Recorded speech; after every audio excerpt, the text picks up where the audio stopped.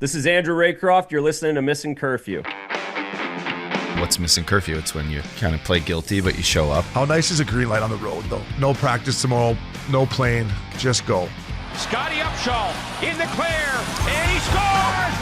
Right in front, scores! A few laughs, a little bit of fun, and obviously a lot of hockey talk. You're listening to Missin Curfew. Fellas, coming to you from Hall Pass Media, this is Missin Curfew.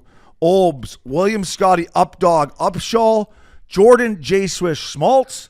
Fellas, how we doing, boys? Nice intro, Obes. Yeah, I actually thought about that in the pool today. I was like, you know what, I'm going to go full name with the nickname. I thought that when I was about, 500 meters, 600 meters in there. Only my closest buddies call me Willie Upshaw. He loves calling you William Scotty I Upshaw. know. That's why I Close did it buddy. too, because J. Swish, you love saying William Scotty Upshaw, don't you? It's the best. It's anytime you can add someone's formal name to just an introduction or even talking to a guy. Like, Uppy, is that actually your birth certificate name by birth is sir. William? William Scott Upshaw, a.k.a. the Updog, as Obes just mentioned. But, so when I say my closest buddies, Bizzle, who love the guy. He's a beauty. He always of Bizzle, this guy's hanging out with Jelly Roll and fucking. He's Theo Von's tour manager. Yeah. Man. He cruises the whole world. He's with the Bumper Trumper. He's Dana White. He's with those Nelk boys all the time. He's with Post Malone. I mean, it's endless. His life has turned into quite the escapade. He just he quit drinking 5 years ago, so. He's got his shit together.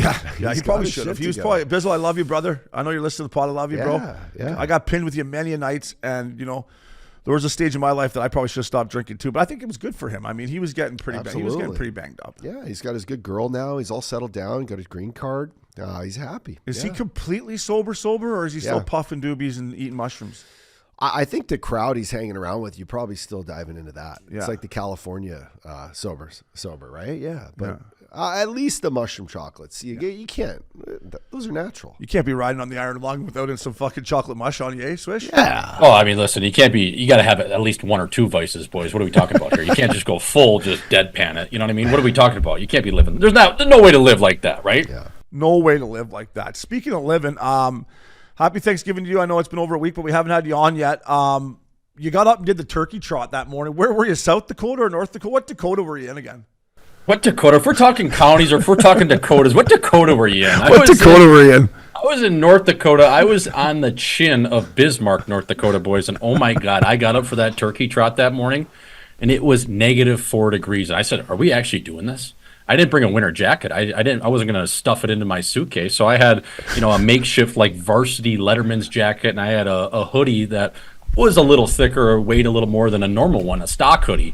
But oh my God, it was fucking cold there. It was, I think when we teed off the turkey trot, Obes, it was a balmy 6 degrees, and that did not factor in the windshield. So, and I didn't run it either because I got a little bit of I was kind of Darnell nursing, if you will, a little bit of a knee injury from the tennis court. So I just walked it. I should have ran though because holy fuck, was it cold. How long did it take you?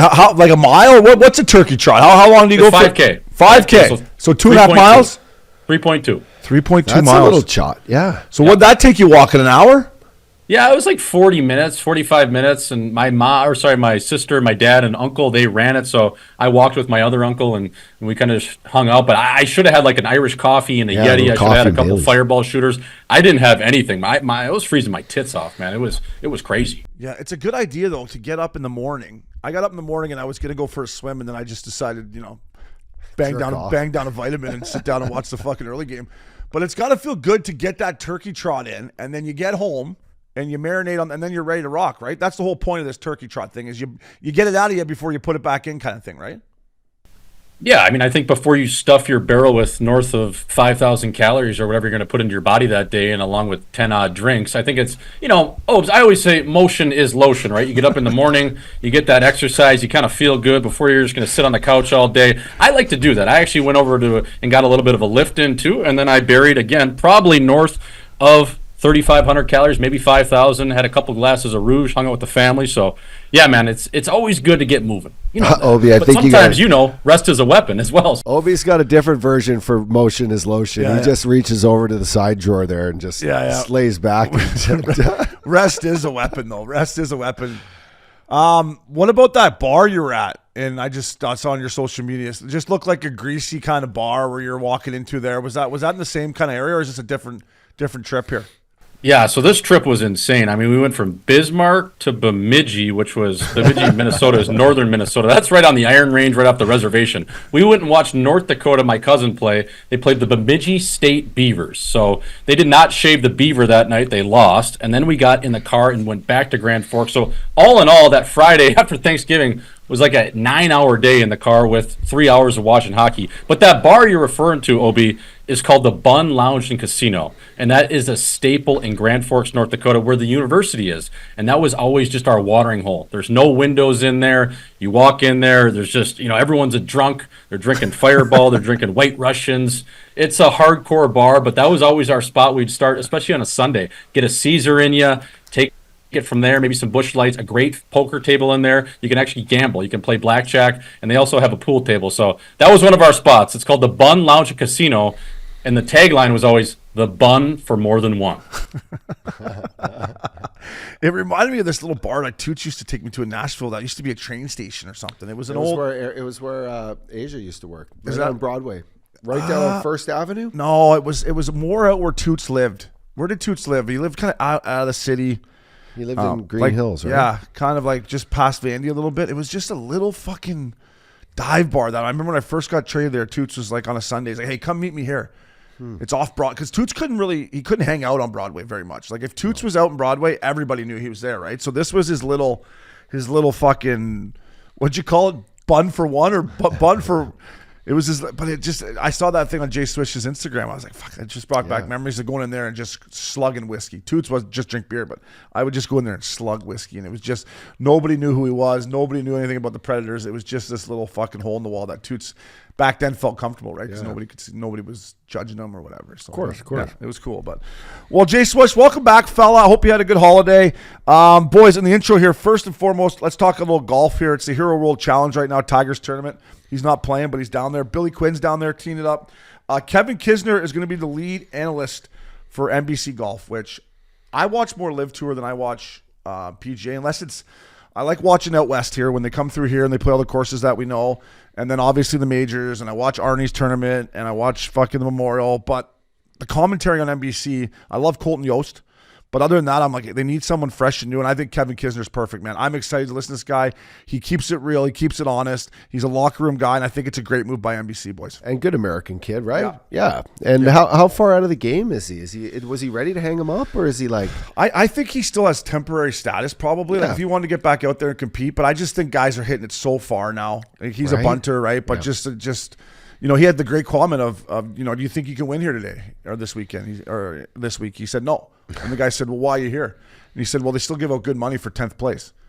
So he realized what his limits were. But he was a Bulldog on the Ryder Cup team, Bulldog on the President's Cup team, good Georgia guy. And I think he's great on TV, and I'm looking forward to listening to him. Jay Swish, he keeps it real, and that's the guys I like to listen to.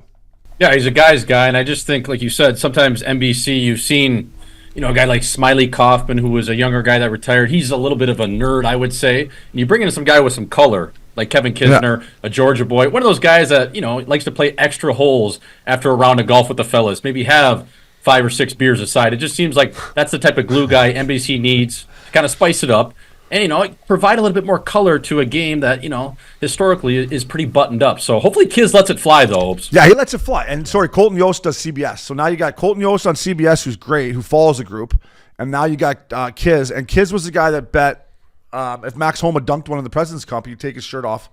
And I don't know if he jumped in the pond or ran around. And then sure enough, Homa dunked one in the President's Cup in Montreal. And Kiz took his tarp off and was crushing beers. He's a beauty. Always choosing. He's a great guy. So I'm happy for the PGA Tour. And shout out to our boy Richardson. I'm wearing Municipal for Richie. He's out there teeing it up right now.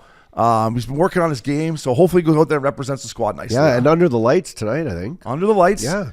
It's going to be awesome. Yeah. Good for him. Can we tune in tonight? Is it live? It's Peacock. He said he was doing some peacocking on Peacock. Okay? I'm a Peacock captain. You got to let me fly. You gotta let me fly, baby. Spread those wings, baby. Come on. Hey, and real quick, guys, it says Kiz is actually going to still play limited schedule on the tour. Yeah, there we go. That's what I was wondering. And they'll have others fill the booth when he plays. Yeah, well, because it's not NBC every weekend. Sometimes it's CBS, so he should get out there. He'll play Hilton Head. That's a little buncher's paradise. He'll play all the ones you can just go out there and hit chicken sticks around. Yeah, he should.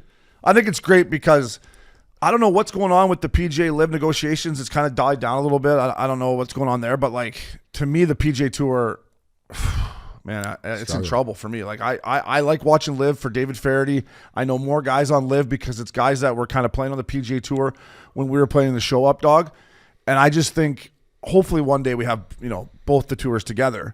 But for right now, I think Kisner's going to, be a big asset for the NBC and for the PGA Tour moving forward. I would say so. And then what we're going to talk about next, I'd say, is really going to help spice up that partnership. Yeah, the showdown. Rory McIlroy and Scotty Scheffler versus Bryson DeChambeau and Brooks Koepka at Shadow Creek, December 17th. I want to see these guys put their own money on the line. I want them to show up and be like, all right, $1 million. Let's go. Cash. Fucking here we go. Let's go. $1 million bucks. Let's 40 Bitcoin. Let's go. Come on. Press when you're pissed. I think press when you're pissed. Let's go. They should actually have hard bricks of cash.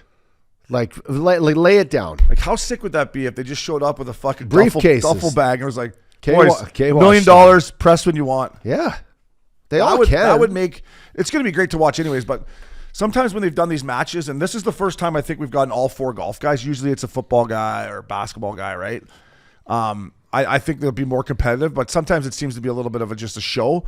If you put your own dough on the line, Swish, that's when these boys might start really showing their competitive edge. And that's, as a fan, that's what I want to see. I want to see raw competitiveness, 2-on-2, let's rock, fella.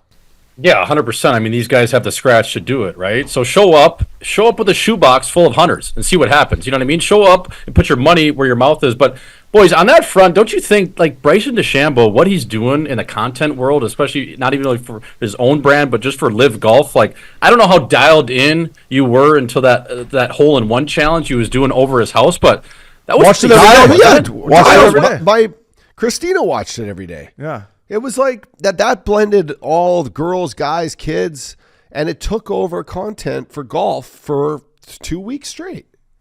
Awesome. And no one in the PGA is doing that. Schmaltzy, no one. And that's to what you're saying, Obes. That's a struggle. When you don't have guys going out and being creative and finding ways to get to the masses and grow the game, and you're just there every week to go and play good and wear, your fucking pants and buttoned up and not swear, not listen to tunes on the course, like it becomes a little bit boring. And the PGA's got to figure it out a little bit. Yeah, well said.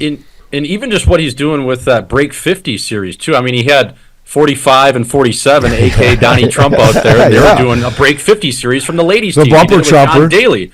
Yeah, he did it with Daly, and Daly's drinking two John Daly's every hole. It's like that is such a way to engage and grow the game, and I think more guys could do that. But Bryson DeChambeau just seems like he's got he's grabbing the bull by the horns right now, and it's really cool to see. Like I don't even really like the guy as a personality, but what he's doing in the content game, I'm right there with him, watching everything going on. Let's hope it. In all seriousness, the LIV and PGA get together, but I'm excited for that.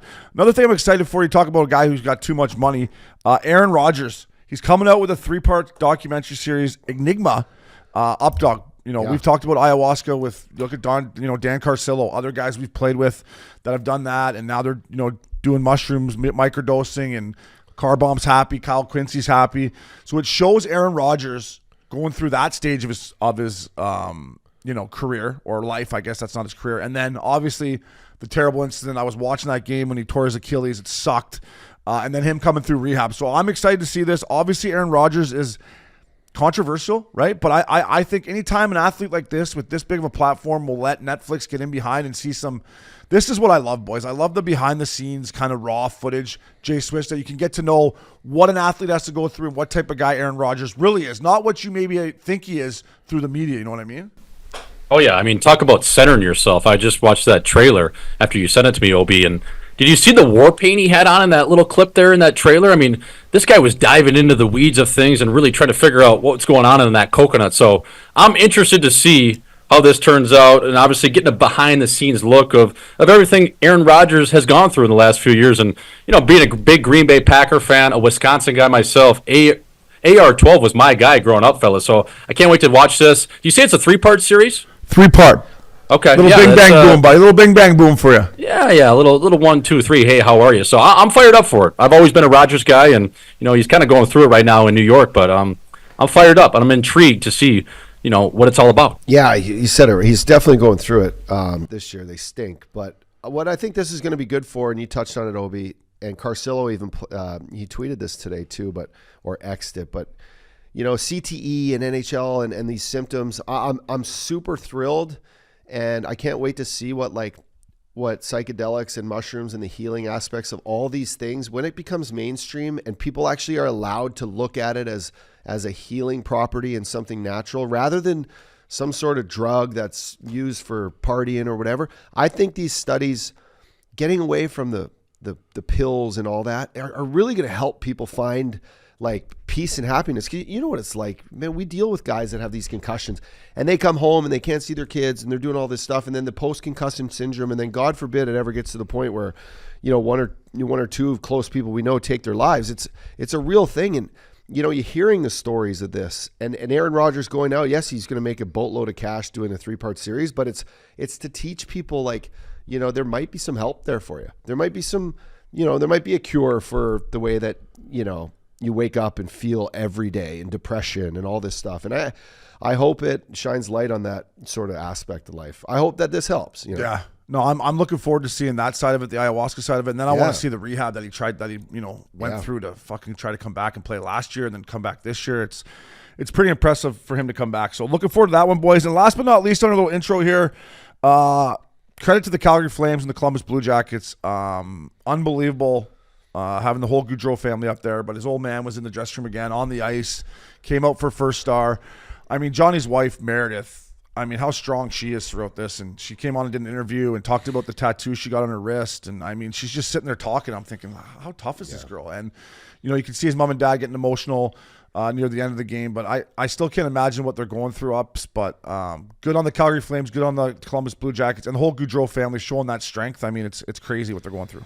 Yeah, it was definitely a date on the calendar that the hockey world had, had circled, and to touch on that, the family, knowing you're going to be part of, this legacy, to live through your late children like this, and have the support from all these communities, and the hockey family in general is such a tight knit family, but it goes such a long way. And I always look at it like, your brother or your teammate are like your sons and your friends. It's like, if anything ever happened to these guys, man, you hope that the whole support becomes worldwide with it. And I'm happy for the way hockey has been able to reflect on these guys' lives, and hearing the chants of Johnny Hockey towards the end of the game and the Flames to win like that, and for them all to be part of it is really special, and just makes you feel good that you're part of that big family. Yeah, you guys hit the nail on the head there. I just thought the coolest thing, Obi, like you said, the way Meredith Gaudreau was so composed and was able to do and even get through that interview just shows the strength she has. And there's not a day that goes by that I'm thinking about that family, and and just we can all relate to it, right? But I thought the coolest thing was she got that tattoo done in Calgary, where she said that John's autograph kind of took off and it started to become a thing, and she got it right underneath all of her bracelets that Johnny had bought for her. So I just thought that was so cool and so touching. And yeah, man, it's a crazy tragedy, and just hope for the best for that family, because they're going through really tough times. But these little steps along the way just shows, how much people do care about them, and I hope they know that, and I'm sure they do. But in saying that, it's it is definitely a tough time for that family, and just hope the best for them. Yeah, that's well said by both you boys. And then you gotta love his old man, Guy Gaudreau. Just a hockey guy. He comes in after the game, and how heartfelt and how much emotion was in the whole building, and his family's going through, like we were talking about. Then he just starts joking with the boys, right? He's like, see, boys, you keep putting pucks in behind the defenseman, they turn it over, eventually good things happen. And then he made a little chirp about something about the Calgary Flames scoring. He's like, that doesn't happen all the time or something. So it's good that he still has a sense of humor through a tragedy that I can't imagine going through as a parent. So Calgary Flames, Columbus Blue Jackets, good on you. Gaudreau family, our thoughts are still with you. We'll be right back at Missin Curfew. Fellas, welcome back to Missin Curfew. DraftKings, baby. Presented by DraftKings. Stay tuned, because you hear more about DraftKings and all it has to offer throughout the show. DraftKings, the crown is yours. Top titty boys. We had 48 competitors, 48 guys competing in that. I'd like to get that up. Those are rookie numbers, as they say in the Wolf of Wall Street. But shout out to our winner. I don't even know how to say that. What is that, Updog? Elionov? Earlionov? That's A Flynn. A Flinionov. A Flynn Fenoff. Wow, what a... It's like Afghanaganov. Yeah, early on off. Early and on off. Anyways, he had 127 points. Congratulations. Shout out to the captain, Brentel. Staple at second place again, 120 points. Kyle, way to step it up after I chirped you on your piss poor performance. Fourth, and I came in 11th. But Kyle, way to bounce back, bud. That's what we got to do. We got to bounce back. It's like you get put on the milk carton, you come back and you get it back. That's the milk carton bump, eh, fella? There you go. So I finished 11th, boys. I'm going heavy superstars down the middle. I went McKinnon and McDavid. They both were decent for me. They had 13-11, which for them is actually not the value I wanted when what I paid for them. But then Mitchkov had a big night for me. Hartman. Listen, by the way, I want to talk to you boys about Hartman. I've been watching the Wild play a lot. This guy, has he lost his edge? I mean, he looks slow. He's been doing some circling around. I don't know his numbers. Maybe he's Kyle, if you want to look that up or uppy, but to me, watching Hartman play right now, Jay Swish, have you been watching any Wild games? He just doesn't seem to have that edge that used to make me love him. You know what I mean? Yeah, maybe he's nursing an injury to a nagging issue. Maybe it's a shoulder issue because he does play through a lot of stuff, and he is a friend of the show over here at 93.1. But, yeah, right now, you mentioned he's kind of going through a little bit of a tough stretch, Obi. He's only got 4 and 3 for 7 points in 20 games. So you like to have those numbers up, a guy that scored 30-odd goals one year and, a consistent at least 20-goal scorer for the Minnesota Wild. But I watched a few games. Yeah, I don't know. Maybe he's going through. Maybe he's got a little stinger in the shoulder. Maybe it's a growing injury. Something like that. And he's a chucker. I like him because you never know. The other team never knows what he's going to do. And what's a chucker? What's that mean? He likes to fight. Oh yeah. He can. No, but he's not playing with that fucking edge. I know. That's what I'm worried about. It might be his wife. Yeah, he's a little checked out. Wife, maybe a little bit. Well, that Rossi kid has kind of pushed him down the lineup. Marco Rossi is playing great. Fuck, we know that feeling. Yeah, boys getting pushed down the lineup. One thing about John Hines he's got to know is that Hartman played years against the Nashville Predators hard, and that at some point he's going to check it in. And if it is an injury, it's an injury. But I just think he's still value. Yeah, good guy. And like we know, and we're going to get into this on my milk card, and it all comes back to gambling with me, right? So I had the Wild as my lock of the night last weekend, and I'm watching the game. They're playing the Nashville Predators, speaking of our former squad, and it's not the first time I've watched them play like this, but Saturday night game at home. It was a whiteout. You think that's a game that Ryan Hartman would be up for and excited for, and he didn't seem to have that jump and that cross-checking guys and getting in there and the willingness to fight. Yeah. And I was like, to me, that's what made me love him, Jay Swish. And I know you probably know him personally. I don't. I mean, Uppy, I still think he brings tons of value. But if I am John Hines, I'm like, fella, what's we got to get that burn your ass a little bit, get you pissed off again, because that's when he, to me, is a real difference maker in the National League. Yeah, I think, like Uppy mentioned or alluded to, is when he plays with that unpredictability of you don't know what he's going to do. He's going to catch you up high. He's going to maybe run you from behind. He can fight. He's dirty around the cage. I don't know what it is, Obi. I know he's a new recent father. Maybe his fatherhood softened him up a bit. Does he have to get a little bit of a wake-up call? Maybe Billy Guerin's got to pull him aside and say, hey, fella, these are some clips of you last year and the previous year. Yeah. Slew-footing Nick Ehlers, tagging a guy's chin. Hey, this is what we need from you if we're going to be a legitimate contender come April. Is that something that Billy Guerin can, pull him aside and say something, Obi, or is that a coach? No, I think it could definitely come from a guy like Billy G. I mean, I'm sure, you know what it's like with coaches. Sometimes you just had enough of hearing from the coach, right? You're like, shut the fuck up. I've heard you all year. Now, if a guy with Billy Guerin pedigree and he's one of my favorite GMs in the NHL, pulls Hartman aside and said, just like this, fella, you all right? Everything okay? How's the, maybe there is something going on. Or maybe Kyle's right. Maybe he's getting pushed down the lineup and he's not happy about it. But the success the team is having, you would think that would maybe get him going a little bit more. Because, listen, that Kirill Kaprizov, I mean, we talked a couple months ago about, Elliot Friedman said he's going to get $14 million. I was kind of questioning it. I was wrong. This guy is fucking him and Nations. Look out. But I mean, this Minnesota Wild team with Milton on the back end, obviously two good goaltenders. That Gustafsson has turned himself into a legit Vezina caliber guy. You think Hartman would be coming to the rink ready to rock a little bit more. But maybe I just caught him on maybe, his kid was up all night shitting or something. And he was Fatherhood is undefeated. You said it best. And it is. Trust me. But I'm still blaming his wife too. I mean, I don't even know her, but it's got to be the wife's fault. Marriage is undefeated too, I'm sure. But you got the option on that. Once the kid comes out, you're fucked. So I just think you give it a little bit of time. Yeah. Whether he takes a new role on the team and has to figure out like, hey, I'm not on the power play. I don't get to play with Kaprizov every game. But if the case needs and we're down a goal or two, like he's a guy that can fill in that spot. And maybe that's when he gets a couple cookies and gets his game back, like we all expect him to do. But that you're right. That Minnesota Wild team, boys, they're leading the league. Right now, he's playing with Hartman and Foligno. I love Marcus Foligno. I mean, give me 12 forwards like Marcus Foligno, I take him. I mean, maybe we'd have a hard time scoring at times, but Marcus Foligno's a beast. Marcus Johansson, he's playing still unbelievable, unbelievable right now. And Devin Shore, I was watching the game and I was like. Devin Shore? I'm like, Shore. I'm like, is that Drew Shore's brother? What's Drew Shore's brother's name? Is he still in the league, Jay Swish? No, he's out, right? He's overseas. Yeah. Yeah. Well, I can catch him on the Champions League on the NHL Network then maybe, eh? And I'm like, Devin Shore's still playing. He was barely in the lineup for years with Edmonton. Still going. Frankie Gaudreau. I mean, their top three lines are good.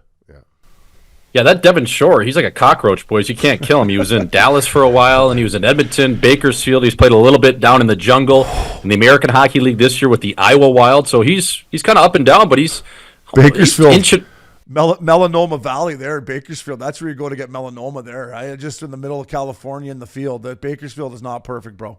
Oh, my God. I had a Thanksgiving at a strip club in Bakersfield at the Deja Vu Showgirls. And talk about making $14 the hard way. But listen, I love the Wild squad. They're back end. I mean, Middleton's a beast. The Faber's a player. Spurgeon plays bigger than he is. You got to give some respect to Johnny Morrell and Zach Bogosian, too. Bogosian's out there still with no bucket. They keep it simple. They're a nice third pairing. They're a good hockey club right now. And if Hartman can get going back to that edge, I think it'll go a long way.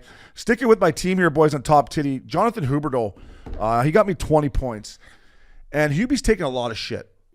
I'll tell you what, Hubie has turned himself into a net front presence. His ability to get to the top of the blue paint and screen. I've watched a lot of Flames games this year. He's as good as anyone right now in the National Hockey League at net front. And Uppy, you changed your career from a face-off, from an offensive guy scoring 20 to a PK guy.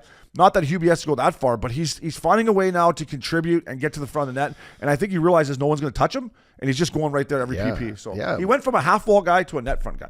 And you're going to get greasy goals, and sometimes greasy goals, pucks in off your legs, your ass, your feet, get you going again. And finding perimeter hockey, trying to find your game when you're playing half-wall and throwing sauce, cross ice, and fucking trying to be the finesse guy that he was before, you can't really dig in. It always looks like you're a little lazy when you're that guy. So you better be making the plays to put up the points. Now, I like what you're saying. If he's the guy going to the net, bigger body, big ass, big French ass on him, then then that's where he's going to be, the most effective for his team to be successful. And Calgary's chipping in, man. They're right there. They're hanging tough. Yeah.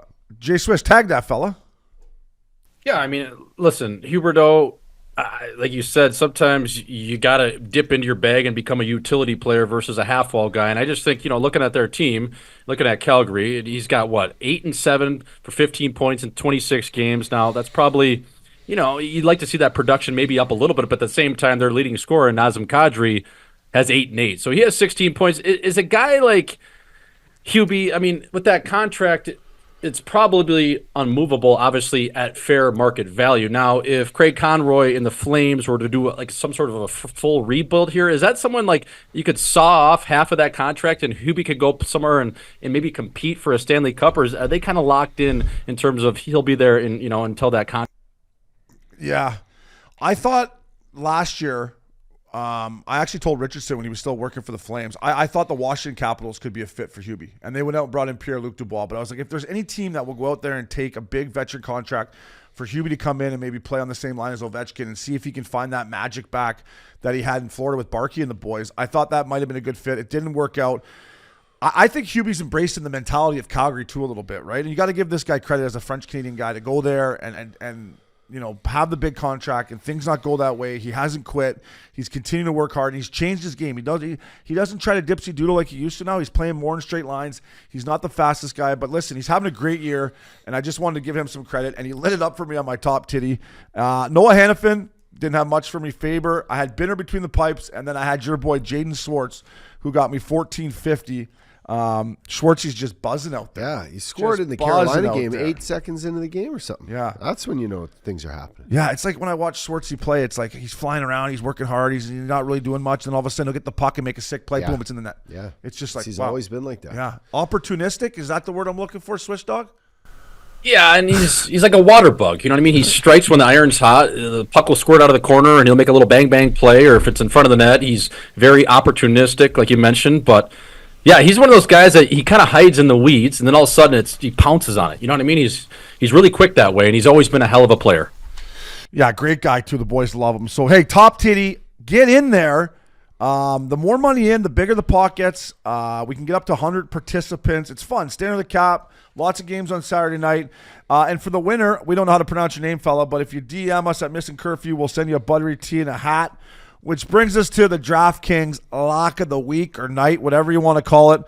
I had a big win last weekend for the Minnesota Wild in overtime. Krill the thrill. I'm 6-2. The Updog took a tough loss last week. He's 4-3. Richie's 3-2 after the Utah Hockey Club beat the bag off of the Golden Knights. And then the Swiss Dog is 3-1. His last pick was Utah over the Pittsburgh Penguins. Updog, you got the most games played. You need a win. You're a heart soul guy. Who you got for your lock of the week? Fellas, I'm going Saturday night game, Maple Leafs in Pittsburgh. It's Kyle Dubas's return to the Leafs. I'm going Leafs, baby. They're hot. They're buzzing. My boy Chiefs got the Leafs fucking scoring at it. Just an extraordinary I'll tell you pace. what. The Leafs at home on DraftKings is a great bet right now. 34 is back, your boy. AM34, Poppy, or whatever they like to call him. By the way, he's wearing Bauer skates. Last night he wore Bauer skates. And look fast. And you talked about, you had me on Hockey Night in Scottsdale with you and Robbie Gucci, and you talked about having your own skate. He wears Bauer skates, and everybody on X is talking about his fucking skates. Like, it's the biggest thing up. You know all those fucking media guys up there, right? That's all they, and I'm thinking, Jay Swiss just said, why doesn't Austin Matthews have his own skate? Here's his time now. All the eyeballs are on him. He could come out, design his own wheel, sell it, and probably make, not that he needs a dough, but that's all eyeballs were on his skates, Jay Swish. Well, it just doesn't make any sense. You've seen in the association in the NBA. Now, not probably a lot of people listening to this love the NBA. Me, I do. But in a way where you could kind of take a page out of their book is having guys like Austin Matthews have their own skate, similar to how guys in basketball have their own sneaker. And this is a way to not only grow the game, but put a little dough back into a guy like Austin Matthews' pocket. So if he wants to go with Bauer and he comes out with a sick white skate or something like that that's juicy and you can put on the shelves for all these Canadian kids to wear, and especially the kids in the northern states and everywhere in the USA, like that is how you just grow the game in a way of being able to customize something and make something like cool in hockey, where I just think it's behind the times of, you know, like how do they not have this? How is this not an option for some of the players? And it doesn't have to be every guy. Just like in the NBA, there's probably only 10 guys that have their own shoe, maybe 15 now. But in hockey, it could easily be 5 guys with a skate, and it would look so sick. Or even if it's maybe just 2 to start, Obi, that's a way to really get people engaged. Yeah, I love where your heads are at. I just think hockey, with how expensive hockey skates are and how many different superstars we actually have, and I know you mentioned like maybe doing it with 2 or 3 guys with each brand, but to fill up shelves with like that low, like that personalized skate, it's not like a Michael Jordan shoe or a LeBron or Kobe shoe that just, you know, you can make a bunch of them and fucking sell them for $150, $200. Like these skates are like $1,200 now. It's fucking crazy. Is that what they're going for? Crazy. Holy Those new... heck. It's nuts. So you think of like, you know, a guy going in there and Bauer like saying, okay, we're going to invest and do a whole new line of Austin Matthews skates, and say they don't sell, you know, and they're stuck on the shelves for whatever reason. Maybe fucking kids just don't like the look of them. That they've always kind of been just a one look, 2 different styles. And I just think it's been tricky. Like the hockey market's tricky for equipment. Yeah. It is, and it's always been. That's a big move, though, going from Bauer to CCM mid fucking season. Because I don't know, are they still the same? Like, remember the CCM felt different? Like, it was more like this, and the Bauer was more like I was a Bauer guy. I couldn't have just jumped into a pair of CCM boots. I'd love to give my opinion. Yeah. My opinion is That's your podcast. The Go ahead. CCM boot, boys, is like a fucking ski boot. Like it heavy. Loops used to wear them all the time. It's a fucking heavier boot, and that's what most guys were used to. You got to have a big fucking ass, big quads, big legs to have those. Yeah, like you look at the weight of a fucking Bauer to a CCM skate it's night and day. The Bauer's so much lighter, and maybe that's what some guys might like, but another guy likes that to know where his feet are on the ice and have like some weight to it. But I just think watching a guy do a full change of equipment, it's not just putting yourself in a new skate, which is tricky. I actually like new skates, but a new boot midway through the season for a superstar who he's playing good hockey. Fuck. He's playing fucking good hockey. Just got back too, so maybe he was skating in him when he was hurt, and he's like, "Oh fuck." I love it. I think it's a good look, and it actually says like, "Fuck it." I'm gonna, I know CCM's probably paying me a boatload of money, but I'm trying something new just because I think the product might be a little bit better. Yeah, I mean, and all the eyeballs were on it all over X. So I was just thinking about Swishy talking about that line. This D-man for the Nashville Predators last night, Nick Blankenberg, 37 right-handed shot. Obviously didn't pay attention in the film session about Matthews' toe drag because he got him like three fucking times, and I got should have been 10-2. And then poor Nashville, man. I mean, they're trying. Stammer, poor Stammer, just two little stick calls. And who the fucking ref is, like, fuck off. Stammer is going through it right now. Don't call it. Let it go. Like, it just caught. And I got my money on the Leafs. I hate referees. I got my money on the Leafs. Yeah. Little ticky-tack. I'm like, poor Stammer, right? And they couldn't keep up. And anyways, this Blankenberg, boys, he got fucking roasted a couple times. What a goal, though. Oh, dude. Listen, the Leafs the Knives pass. Knives' backdoor pass to Willie Styles was juice, as the updog used to say. But listen, I want a couple things here on the Leafs. I know we're in the lock of the night, but bear with me here. Lots of injuries right now for your boy Chief, right? Camp, Yankrook, Pacioretty, Domi, Bobby McMahon, who I think is a good player, and McCabe's day-to-day. But what I'm saying is this David Camp and Cal Yankrook are the two guys I'm really looking at on that list that when they come back, don't get comfy because I love this fourth line of Grabennik, the new Russian kid. Is that how I say his name? Connor DeWare and Ryan Reeves. That's a great fourth line. Fraser Mitten is a kid that's jumped in here and played unbelievable for them. I love their balance. And right now I would say this. I come on this podcast and call Mitch Marner soft all the time. He's playing unbelievable right now. His stock is no higher than it's ever been right now. What do you do if you're tree living? I mean, I wouldn't resign him personally, but would you consider trading him right now? Or would you be taking calls? Or are you trying to lock this kid up? Because he's playing unbelievable right now. Yeah, I think the Marner camp is going to probably go address this at the table soon, right? This is his last year. This is it. Him and Taves. It's shit or get off the pot. But you're right. This is a time where you look at other teams and you go, what do you got? How bad do you want this kid? Yeah, if I'm Tree, and he's got way more experience than me, I let Marner and Tavares' deal both play out. And then I try to, if I don't want to keep Marner, then I try to trade him in the offseason for something before someone else signs him. But I'm not in a hurry to sign either one of these guys. And that's just because I think having cap space, with the cap continuing to go up, I think Brad will be able to make some moves with some people that are available, like a Sam Bennett, for example. But what do you think, Swish? Like, Marner is sticking it up my, he's playing fucking unbelievable, and he held the fort when Matthews was gone. Yeah, I mean, you can't move on from him right now, and I don't think you can move on from him any time between right now on December the 5th to the trade deadline either. You got to let this play out, and you have to give your team the best opportunity to chase a Stanley Cup.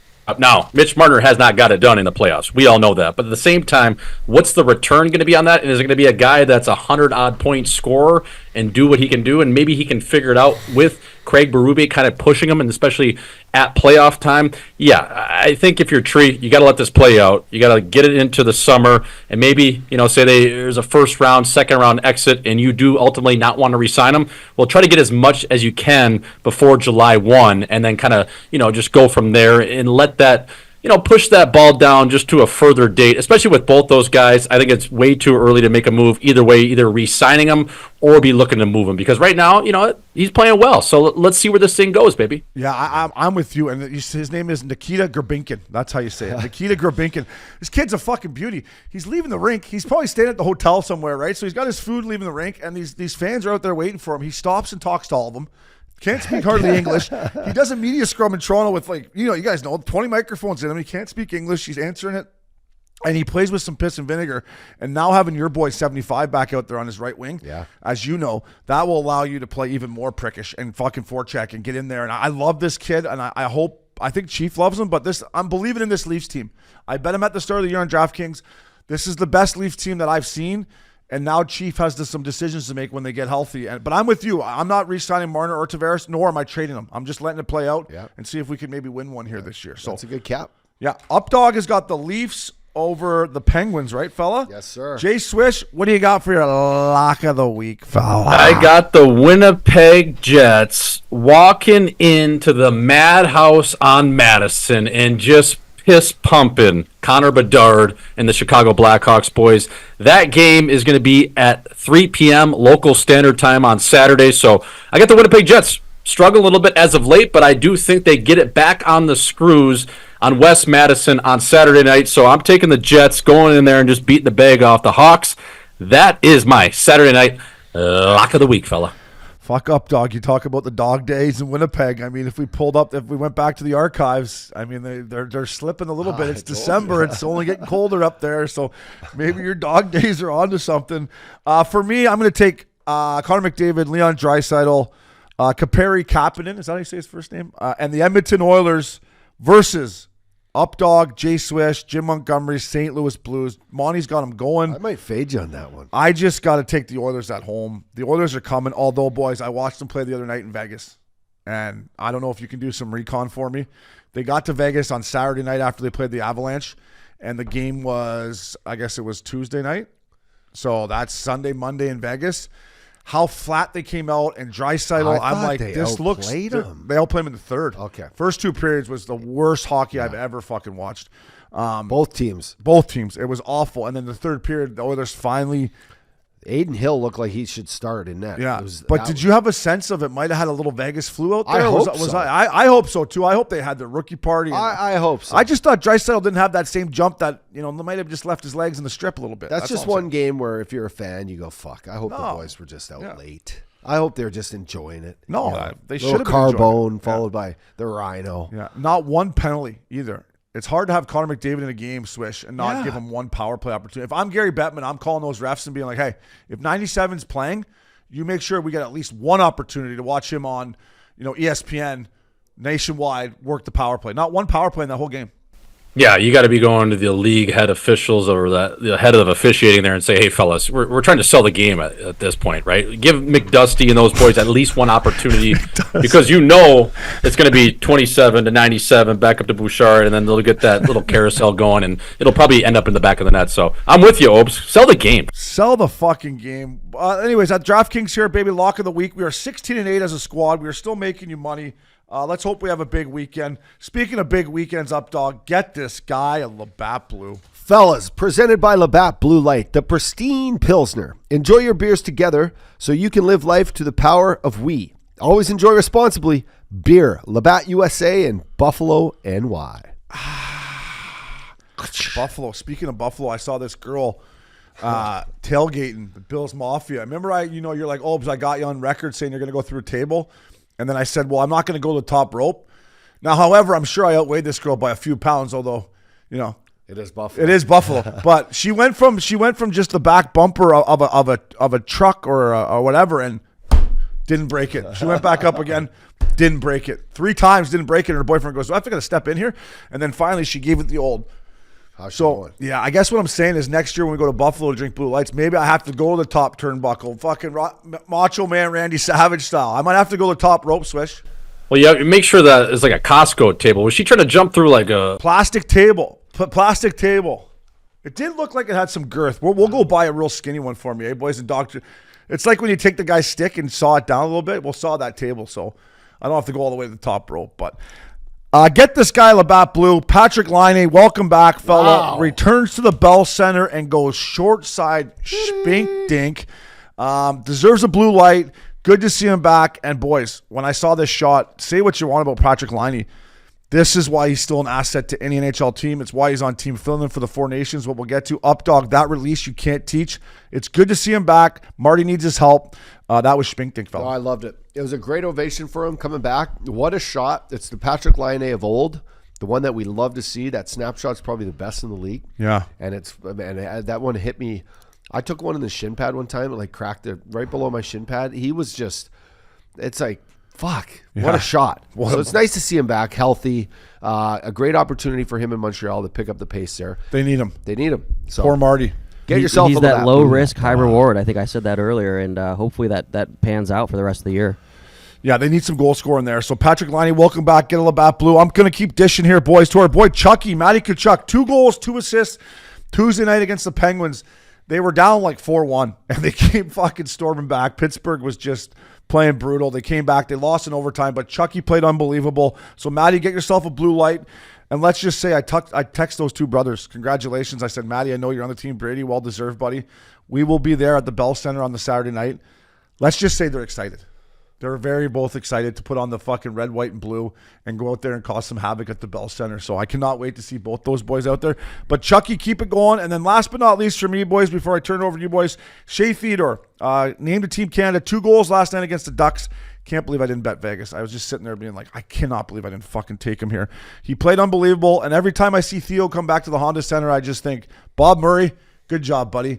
Because you gave old Clayton Stoner, who I love, a contract that was so expensive that to get rid of him, you had to give him Theodore too and not protect him in the expansion draft. At one point, the Ducks had Theodore and Montour. That's got to sting him. But Theo, congratulations, kid. Get yourself a Labbat Blue up, dog. He was jumping last night at the Honda Center. Boys, I'm going to slide one to Brad Marchand, captain of the Boston Bruins last night. Fucking great interview with Biz on TNT before. Biz was all time with the neck brace and the full segment they did before. But listen, he stepped up, 2 goals, power play snipe, played unbelievable. Boston's buzzing, and it was just nice to see that back and forth.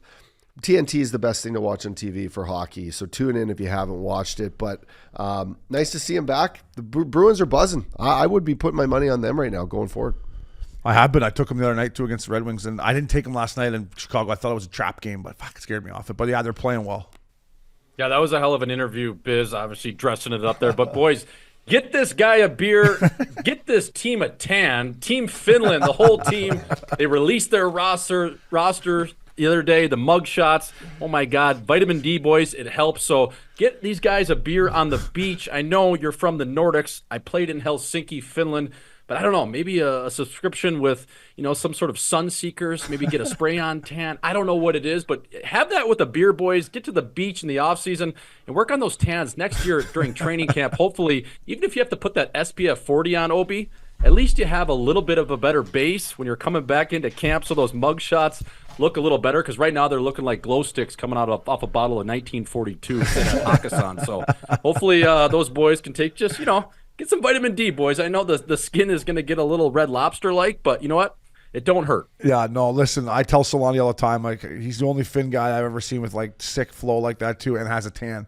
I'm like, anyone else from your country is, they're the people at the beach, like Cons back in the day, where they have the hat on and the sunblock everywhere, and they got the thing over the face and the collar up. Like, they don't want to get any sun. And you played there. I mean, I came back. I'll never forget. I came back. I was playing Pelican Hill when I got back with Steve Bradley and JD, that beauty from Mesa. And he's like, you look like you just got back from the moon. I was so pale. I hadn't seen the sun in 6 months. Like, yeah, they're not made for Barcelona, buddy. They're if they're going there, they need the villa, to protect them. They're not going to go out there and just in the nut huggers and just lay on the fucking side of the deck and just take it in. No, they don't have the old Diddy oil, the baby oil out in the Vaseline by the pool, just trying to really work on that base tan. Those guys are hiding under everything. They got, the big sombrero on. So, yeah, it's those people of Finland, they always are grinding with the sun, baby. That's hilarious, boys. Getting a little Labbat Blue in you. Boys, it's milk carton time here at Missin Curfew. And once again, it goes back to my gambling, right? Everything comes down to who I got my money on. But the goaltending, I'm going back to goaltender interference here, boys. You got the clip if you want to look at it again. We've looked at it before. To me, listen, I want to give credit to Seattle Kraken. They were out playing the Hurricanes the entire night. After the second period, whatever Rod the Bod said to them, they came out. Booyah, made it 2-2 right away. Then they made it what I thought was 3-2 and were taking over the hockey game. And this goaltender interference call of where Monty's got this kid Robinson on his back and Robinson's going in the net. And I just thought Joey Decourt comes out to the top of the blue paint, puts his hand out to engage in the contact. Like he wanted it. He came out there being like, okay, and maybe good on him. Maybe this is a veteran move by him.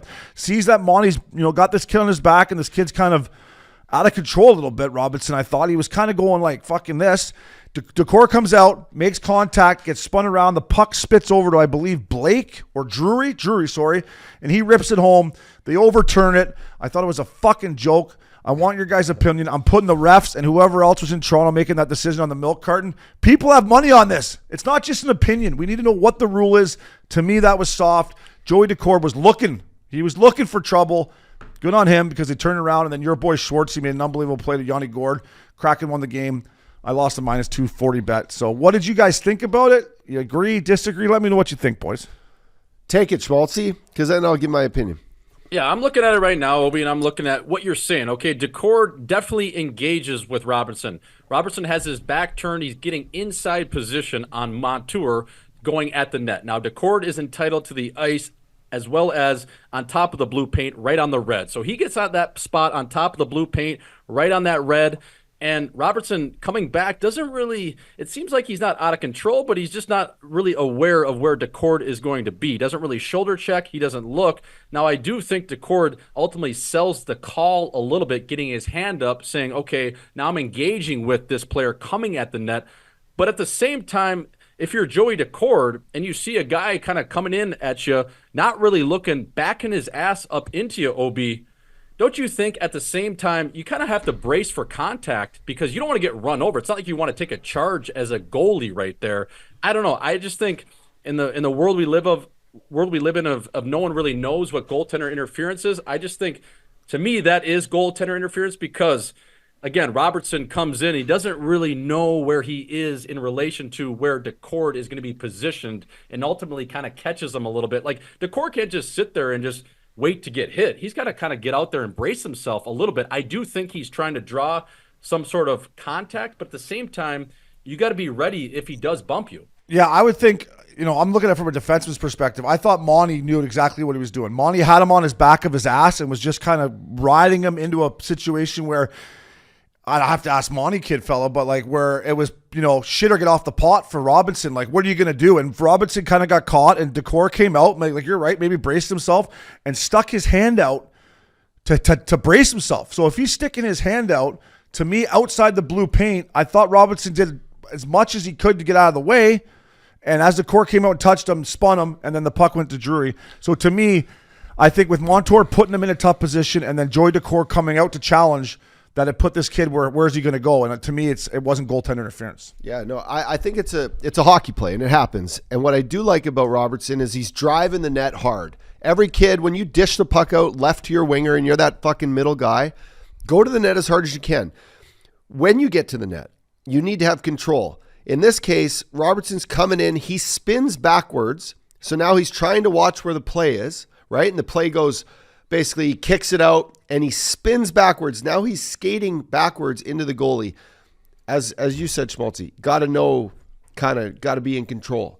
If he stays forwards, he sees that the goalie's coming out to the top of his crease, and he probably puts on the brakes 3 feet before the blue paint. And he'll never touch the blue paint. He'll still be in the goalie's eyes. He'll still be right up against the goalie, but he won't put himself in the blue paint. As soon as he spins backwards, whether there's Montour on him or Montour's not on him, and you hit the goalie, no matter where you do, if you hit the goalie and your skate comes into the blue paint, that is the emphasis on you not being in control of where you are. Whether there's a D-man on you or not, as soon as you spin backwards and you end up in the crease, you're fucked. That's my opinion. I do think that Robertson, he ends up on the backside, back door. If he went because he tried to get out of the way, I think. He was trying to get out of the way, but Monty had him fucking, and he was trying, and I just ran out of room because, to me, in my opinion, Joey Daccord comes out to pinch him even more, and he ran out of room, and then he was like, oh, fuck, now I got to try to get out of here. Yeah, so, but Monty's backing up. He's in a defensive posture, but Monty never hits the goalie. Like, Monty's not like... No, because he put Robinson, when you say put him there, he doesn't even have a stick on him. He's just got his ass. Yeah, which is a great hockey play. Right? But he's dictating him. He's pushing him. He's pushing him in there with his body to where he's trying to box him out or whatever. And it's a battle of some sort. And then Joey Daccord comes out to challenge and puts his hand out and gets spun. And then that's where the contact. If Joey Daccord doesn't stick his hand out, I don't think he gets touched, in my opinion. I think Robertson would have found a way to get out of the way. But I think he comes out, and I've seen goalies do this more and more throughout the last couple of years, where they come out and they want you to bump into him because they know if something happens, it's going to be goalie interference swish. Yeah, definitely. I do think ultimately Robertson, the path he was on, whether DeCord puts his arm out there or not, he still runs into him. But the thing is like, where's Robertson supposed to go? Because he is on Monty's back hip there. Obi, if he tries to blow snow in terms of his stop up, okay, now you're off balance. You're trying to stop right in front of the goalie. What if you get pushed into Joey DeCord? Now you're off balance. Like you're going to get hit into him. I don't think it's chintzy call. If he doesn't drive the net, he's going to come back to the fucking bench, and Rod the Ball's going to be like, "Why the fuck did you not middle lane drive there? What are you stopping up in the slot?" He has to go to the net. You have to have that guy pushing the D back like he did. And I thought it was a good little sneaky veteran play by Monty, and kind of just dictating. And then Joey came out and boom, they called the game back. I mean, that's the play. You drive the net, but you just can't put your skates in the blue crease and hit the goalie. If you hit the goalie and he's 4 feet out, that's fucking fine. The goalie's he doesn't own that ice, but he does own the ice in the blue paint. If you make contact and your foot ends up coming through the blue paint, that's where the refs are going to say fuck. Yeah. I think they're going to call that every day of the week. Every day. They really are. That doesn't make it right. I know. That doesn't make it right. And you know what? It's my own fault for opening my big fucking flapper recording here Tuesday with Updog and Richie. I was on I'm like, boys, I'm starting to really get on a run here. Well, that was a minus 240 right on the fucking chin, as Swish would say. But in all seriousness, shout out to Dan Biles, McCracken like rain, your boy Schwartzy. They outplayed. I haven't seen many teams go into Raleigh and outplay the Hurricanes this year. I believe the Hurricanes, Kyle, I think they only had 12 or 13 shots all night.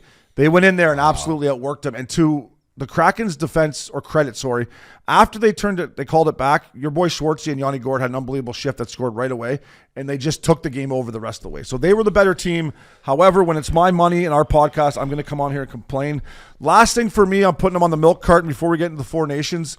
Elliot Friedman, I know you do a hell of a job working the phones, this and that. Well, your question to John Cooper the other day, or last night when he came on and asked you, it was the first time anyone's asked John Cooper a question about Team Canada, and your question was, who's Crosby going to play with?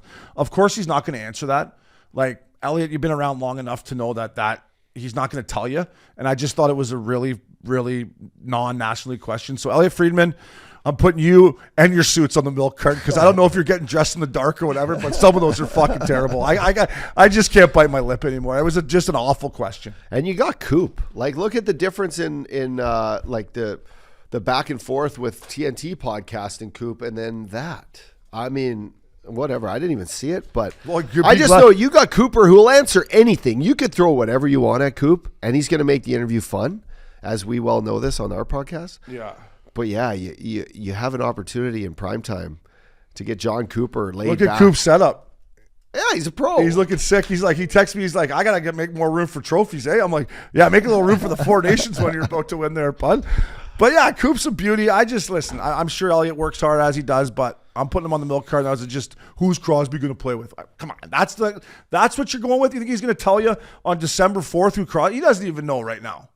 Tournament's not till February, Elliot. I know you're a nice guy, but come on, man. And who's your tailor? Are you working with the same guy as Better Call Saul over there from Breaking Bad? What's going on with those? Some of them, even my girl, Mac Miller, shout out to Mac Miller. She poor girl has to watch her shows on her computer, but sometimes she'll watch the show and she'll be like, she said numerous times about Elliot Friedman's outfits. She's like, what's that guy wearing?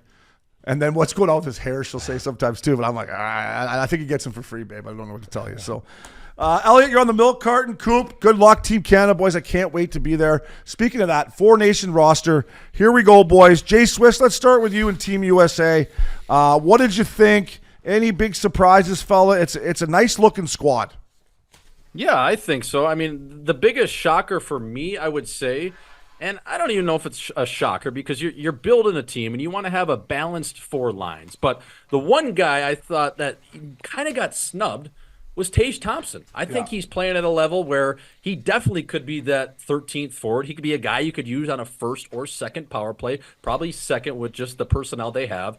And sitting in that Ovechkin one-timer spot, there's not many better for the Americans with that big, booming right shot. He can tickle the ceiling and just unleash bombs from that spot. So that was one of the surprises, I thought, for Team USA. Everything else on that roster looked pretty stock to me. You could argue for Keller maybe a little bit. But if they're healthy, This team moving forward for Team USA, I thought looked pretty good. The one maybe surprised, the guy that stood out to me at first but made more sense as I kind of digested it, was Brock Nelson. But he's a guy that can play up and down the lineup. He's a utility player. You can play him 1 through 4, power play, penalty kill, and a guy that is really good in the middle of the ice in terms of being a center. So I just thought maybe Tage Thompson, boys, was the one snub I thought. Yeah, I'm with you. I think I don't. Like I said, I haven't watched many Islanders games, but Brock Nelson, I would have had Tage Thompson on there. And when you talk about Kels, listen, we love Kels here. I mean, the kid is an absolute one of the nicest kids I've ever met. He's been great to us at Missin Curfew. If you need a power play guy, right? You look at the top 2 projected lines. You got JT Miller, Matthews, Matty Tkachuk, Connor Eichel, Brady Tkachuk. There's probably your top 2 power play units, right? So now you look at a Clayton Keller, and you want to go down to the 4th line with Kreider, Trocheck, Gunsel. Now you could argue maybe you could take Boldy off and put Kels in there, but Boldy to me has played unbelievable. Billy G's the GM ups. You know how that goes. I've watched a lot of Wild games. Boldy's size and skill, I think when you're going to play against a Team Canada. So I just think Kels, because of that, I don't think there was room for him because their power play is already loaded. You know what I mean? Yeah, and then you haven't even brought up Hughes. So yeah. Hughes is like, you got Hughes that's not even on the power play right now. Well, they'll go 4 forwards and a D, right? Of course, right? They'll go 1D. But not Luke Hughes. You have Jack Hughes. You have Jack Hughes and you have Kels, who basically are kind of the same type of player. And if they don't find their way onto those top 2, like 3 forward units, you need to play Team Canada, who's going to be fucking big and strong, and like you need 4 checkers. You need guys to go in and be big bodies in a 60-minute game. And that's where I think Bill Guerin realized, like, hey, Boldy's our guy, Kreider's our guy, Gensel can play both ways, and so I just love it. But what I do pick out is like the double brother, the Hughes brothers, the Tkachuk brothers, and where hockey just is in general in the USA is a really special thing. And Jim Hughes and Big Walt, good on you boys. Power sperm from good both on you those guys. boys. The ultimate hockey families. Your kids are fucking studs. They're great people. They respect the game very, very well. I just think it's great and a good team here. One that is going to be tough to beat. Talking about 2 American families that play the game a little differently too, eh? The Tkachuks and the Hughes, they play a little differently. They do. Tkachuks like to get in there, both are so good. Muck it up and get fucking physical and drink beers, and the Hughes boys are just skilled and fucking slick and I mean they got amazing. Both. For me, another kid, Cole Caulfield, who, I don't think it should be taken into consideration how your team's doing, right? It's probably not all his fault, but like they've been struggling in Montreal. I think he's having a pretty good year, though. Can you look up his stats, Kyle? I think he's actually, Jay Swish, I don't know if you know off the top of your head, but I think he's having a pretty good year. But I was okay with not putting Cole Caulfield on the team for whatever reason. I just think he's a young kid. He's going to have more opportunities. Vincent Trocheck, for me, was a guy that I was so happy to see Troche on there. He deserves it. Caulfield's at 16-7 for 23. Yeah. He's got 16 goals. Early candidate for the Cy Young. Yeah. Hopes. Yeah. No, Kreider. Isn't Kreider? Doesn't he got 9 goals, no assists? Kreider's 9-0, I think. Yeah, 9-1 maybe. I think he took a loss. Did he take a loss? Had a bad outing? He took a loss. Had a bad outing? He got shelled in the first 3. Hung a couple over the middle of the plate. Hey, that happens. But listen, this team is loaded, and I want to talk about Jack Eichel.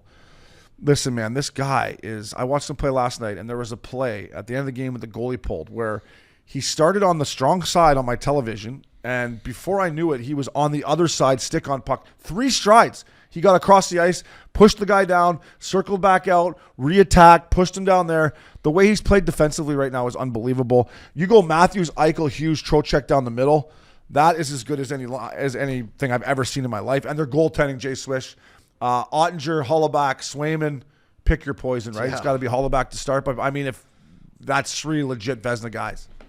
Yeah, 100%. And then you're looking at their back end. Obviously, you have Werenski, who is sneaky good, Charlie McAvoy, who can provide that jam, and then obviously Adam Fox and Quinn Hughes. Now, if you're looking at that power play, who you boys taking and run it?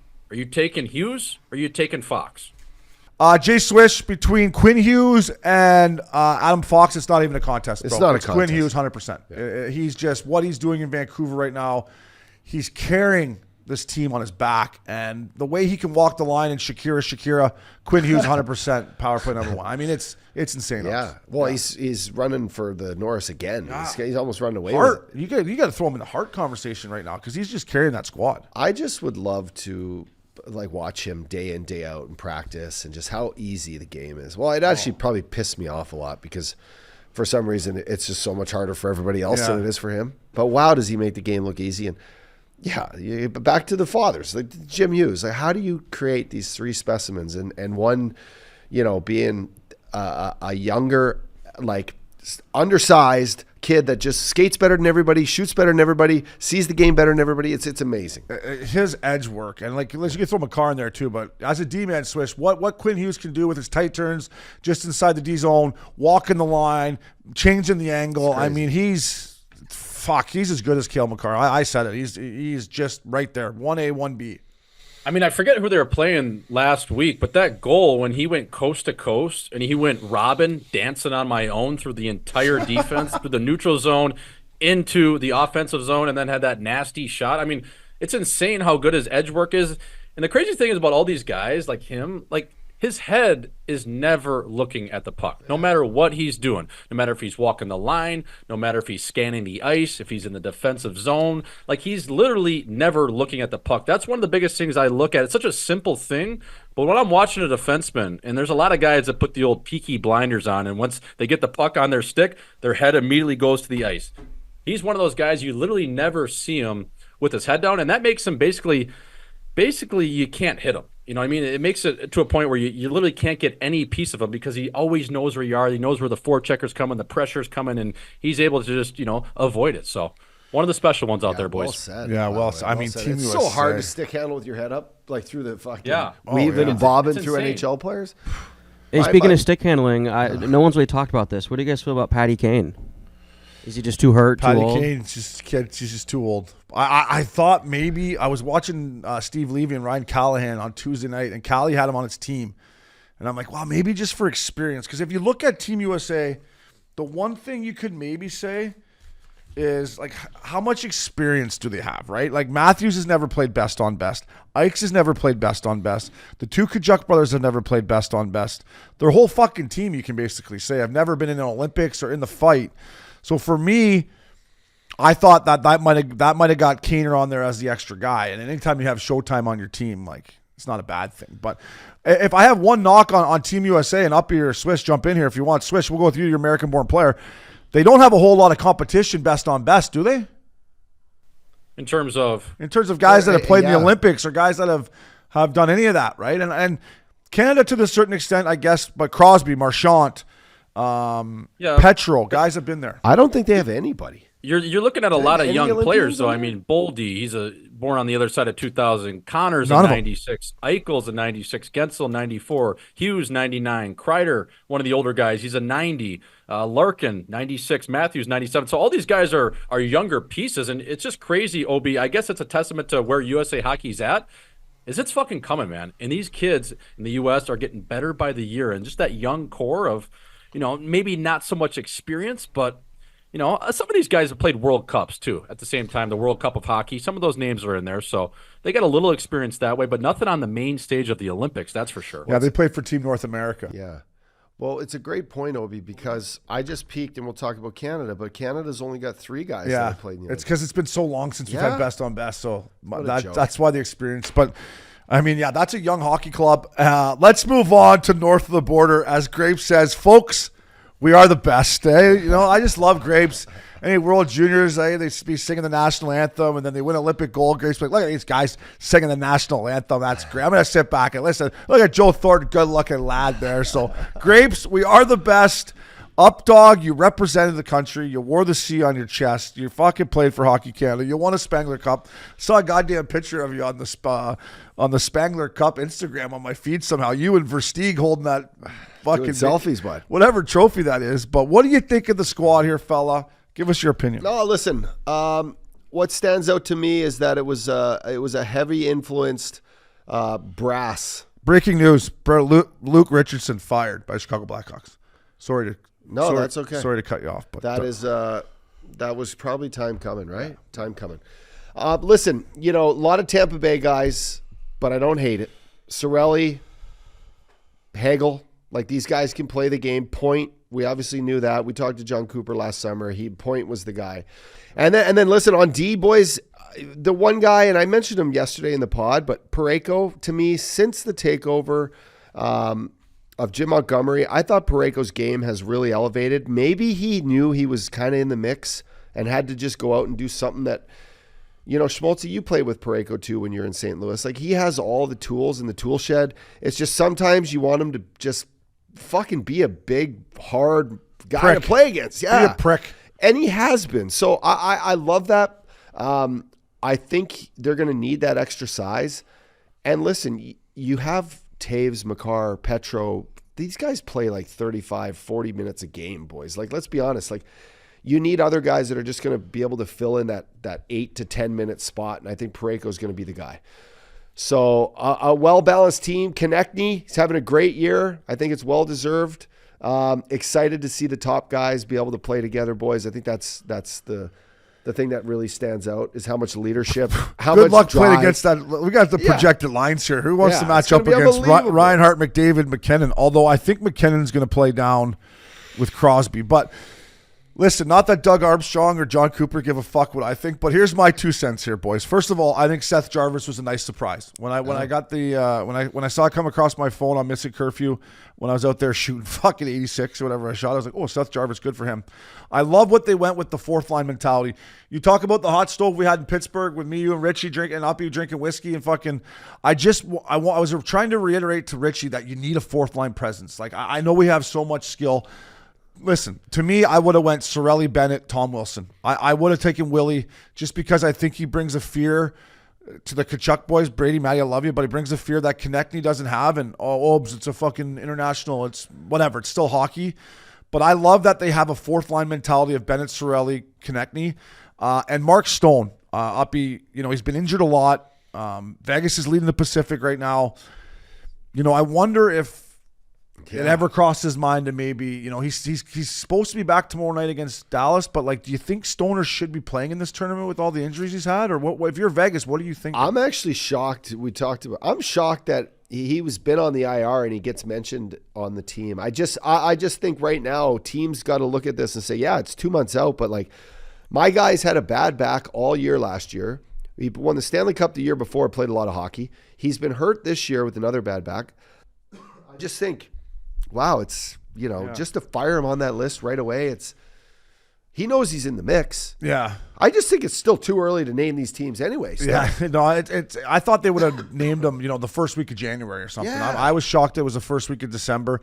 It's hard to turn down representing your country. I get that, but like, when you've been battling as many injuries as Stone, like that was 2 weeks off in February where you could just go and relax and rehab and get feeling good and get ready for the stretch run. Like, if I'm Bruce Cassidy and Kelly McCrimmon and George McPhee, I'm like, do I want my guy flying all the way to Montreal, cramming in a short tournament, getting no days off, and then, so it's, as a player, you cannot turn down the opportunity. But from a business side, I just think that's something to think about. I don't think Brandon Hagel should have made the team, and this is no disrespect to him. Obviously, John Cooper loves him. But to me, the kid up in Winnipeg, the only reason I think he didn't make the team was because of his helmet, tinted visor, and ear guards. 55 up there. I always butcher his name, but that one was probably a stub. Help me out with his name, Swish. Scheifele. I thought he was going to make the team, and I can only imagine that they looked at that buck and said, you know what, buddy, sorry, you're not on there. And then on the back end, listen, boys, like I said, Army and Coop don't give a fuck, but I wouldn't have taken Pranko. I would have taken Mackenzie Weegar. Call me biased, call me whatever you want. Guy had 20 last year, and I would have taken Morgan Riley over Sanheim. Just Morgan Riley playing in Toronto, logging big minutes. I love his compete. I love the way he can move laterally. I just think Morgan Riley should have been on this team. I haven't watched a ton of Flyers games. I know Sam Hines played well for them up dog, but to me, I would have had Weegar and Morgan Riley on that team opposed to. So I would just say, what I feel is this group is going to be the group that goes to the Olympics, that goes to the.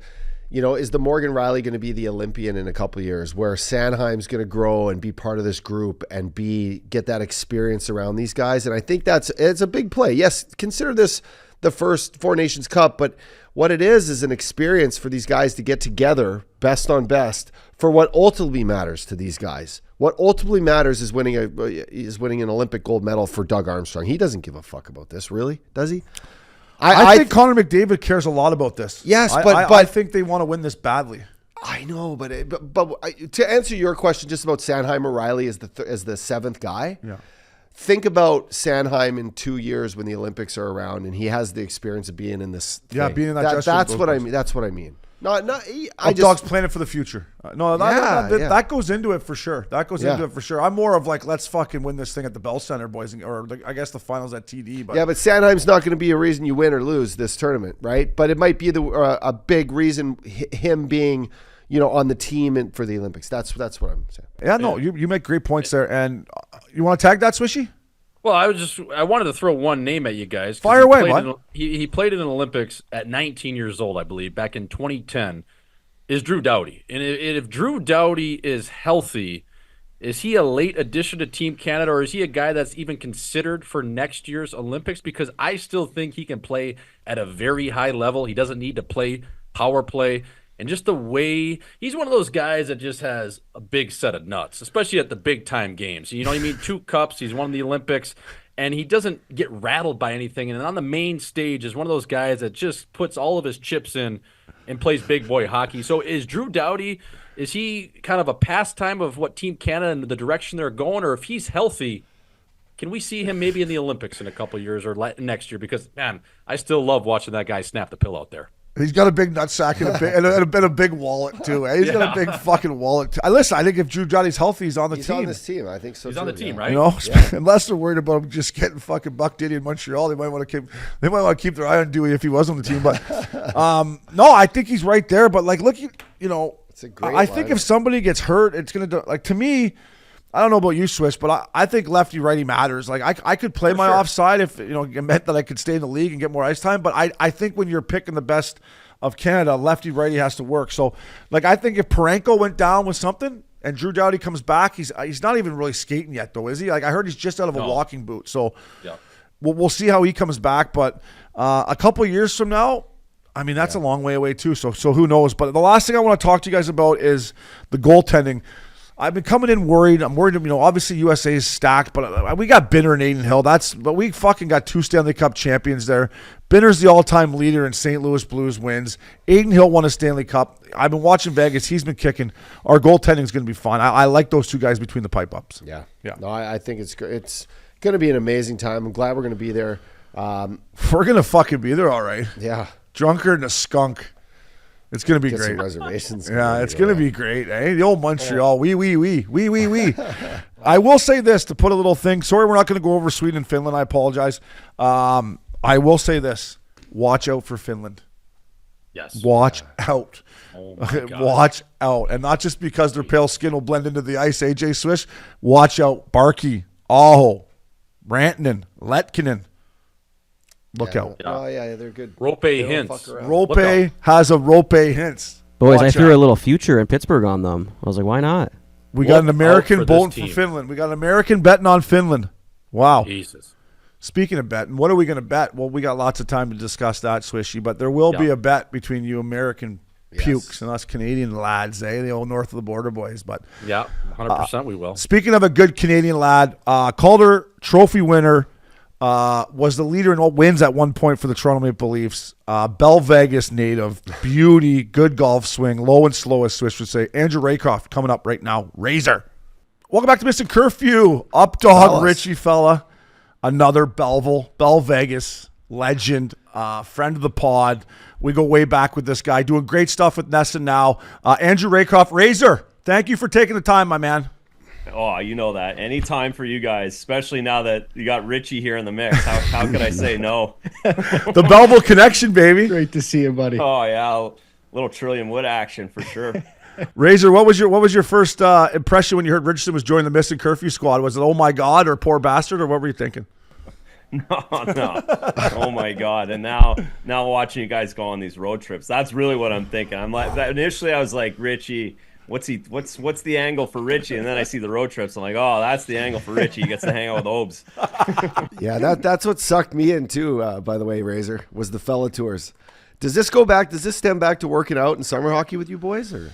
Oh yeah. Yeah. Razor was the guy, right? Because I Razor's bet. a little bit older than us. Razor's older than us, so he was already in the National League, winning his Calder Trophy as Rookie of the Year, and fucking he'd poke his head into town and come out for the odd skate with the boys.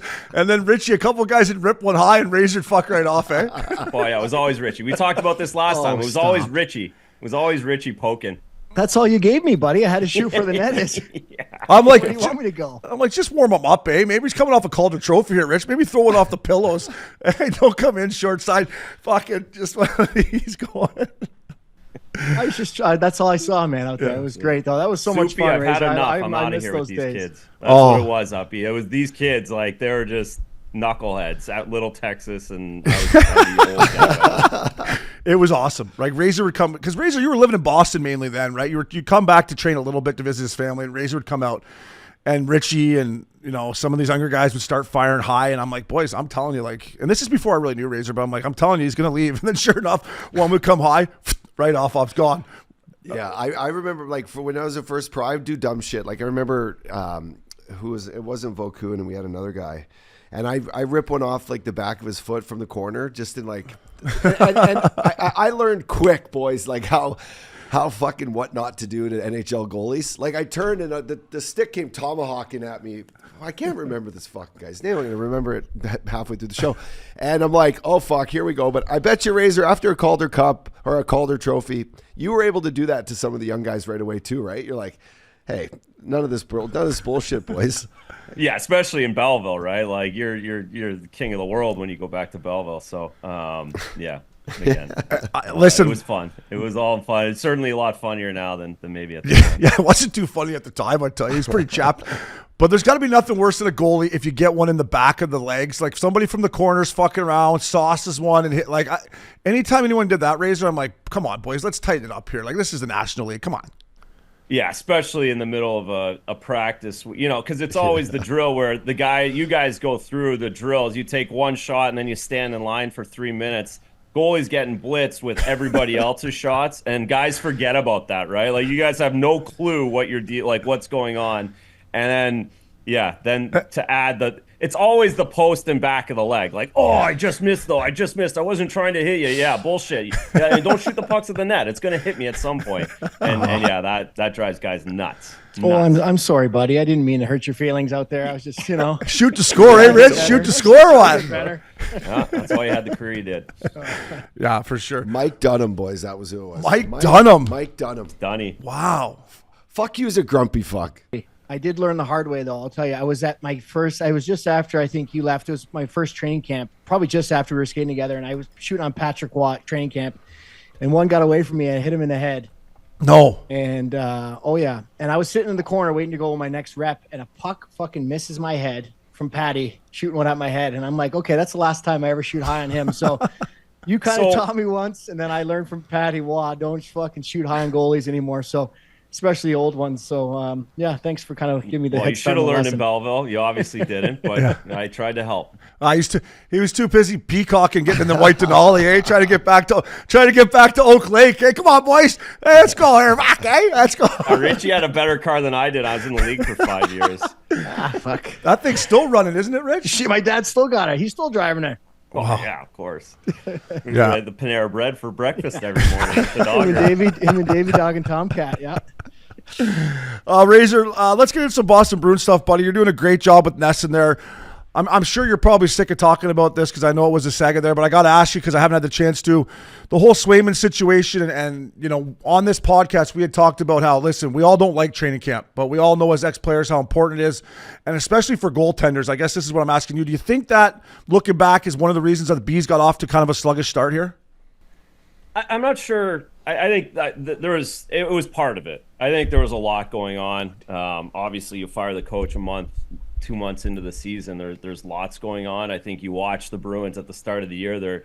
And Don Sweeney said as much at the press conference for Joe Sacco. We didn't have a good training camp. We didn't get off to a good start. We haven't been good right from day one. And they didn't think they had the energy.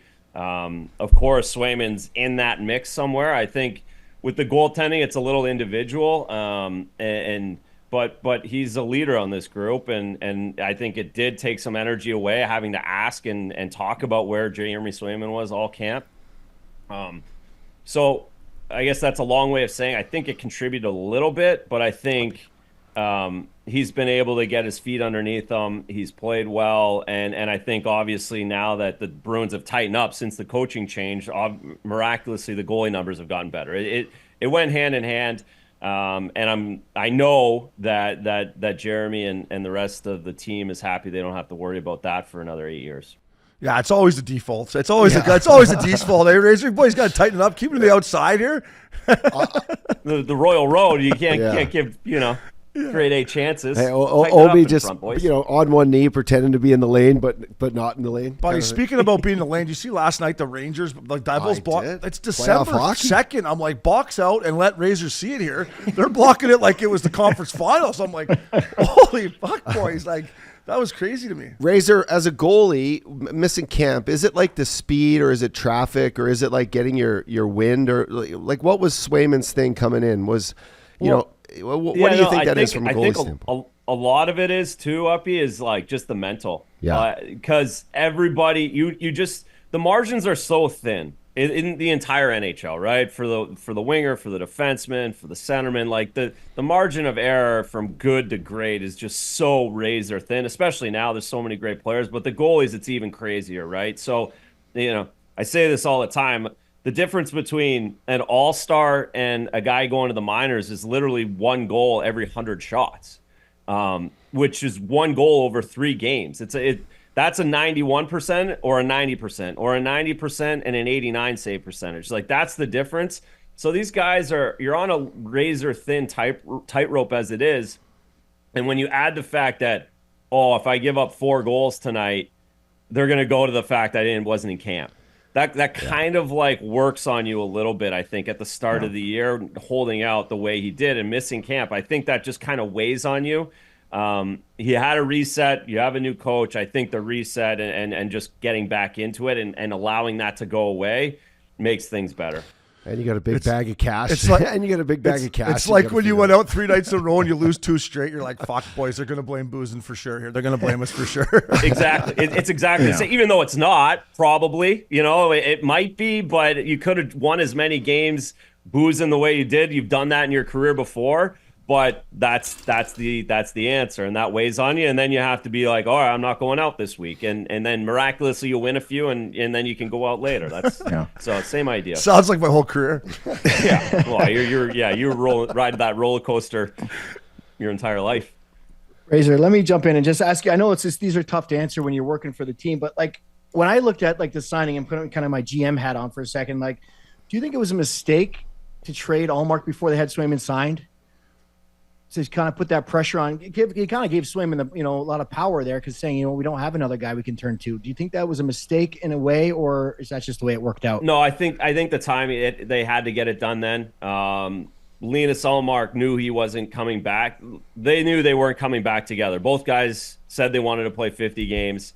They made it very clear that they both had to play. The way things shook out in the playoffs, where Swayman took over and he took the job, you had to move on from Allmark. In a goalie market, there's not a lot of teams. There was probably only 3 or 4 teams that were in the mix. Of course, it ended up being Ottawa, and the Bruins needed to get a first-round pick out of it. They did. They needed to continue to build, and so you need to get that done before the draft. Of course, it favored Swayman leverage-wise from the outside, but I think he always kind of had some leverage knowing that he was the guy. The way he went on the playoff run last year, how good of a friend he was of Allmark. Like, he knew Allmark wasn't coming back from the day the season ended. So I think that's easy to go to and easy to look at. But imagine if you end up getting stuck with Allmark and Swayman, and Ottawa goes on and gets a different goalie, and you're stuck with these guys again this season. So I think you had to get rid of him no matter what, whenever it was, and it was Ottawa, and it was before the draft, and the Bruins kind of had to eat the fact that, maybe Swayman has a little bit more leverage. But as we saw, at the end of the day, when you're a restricted free agent, money still counts the first week of the regular season. Like, I don't think it was a coincidence that the player decided to sign the day he was about to start getting paid. Yeah.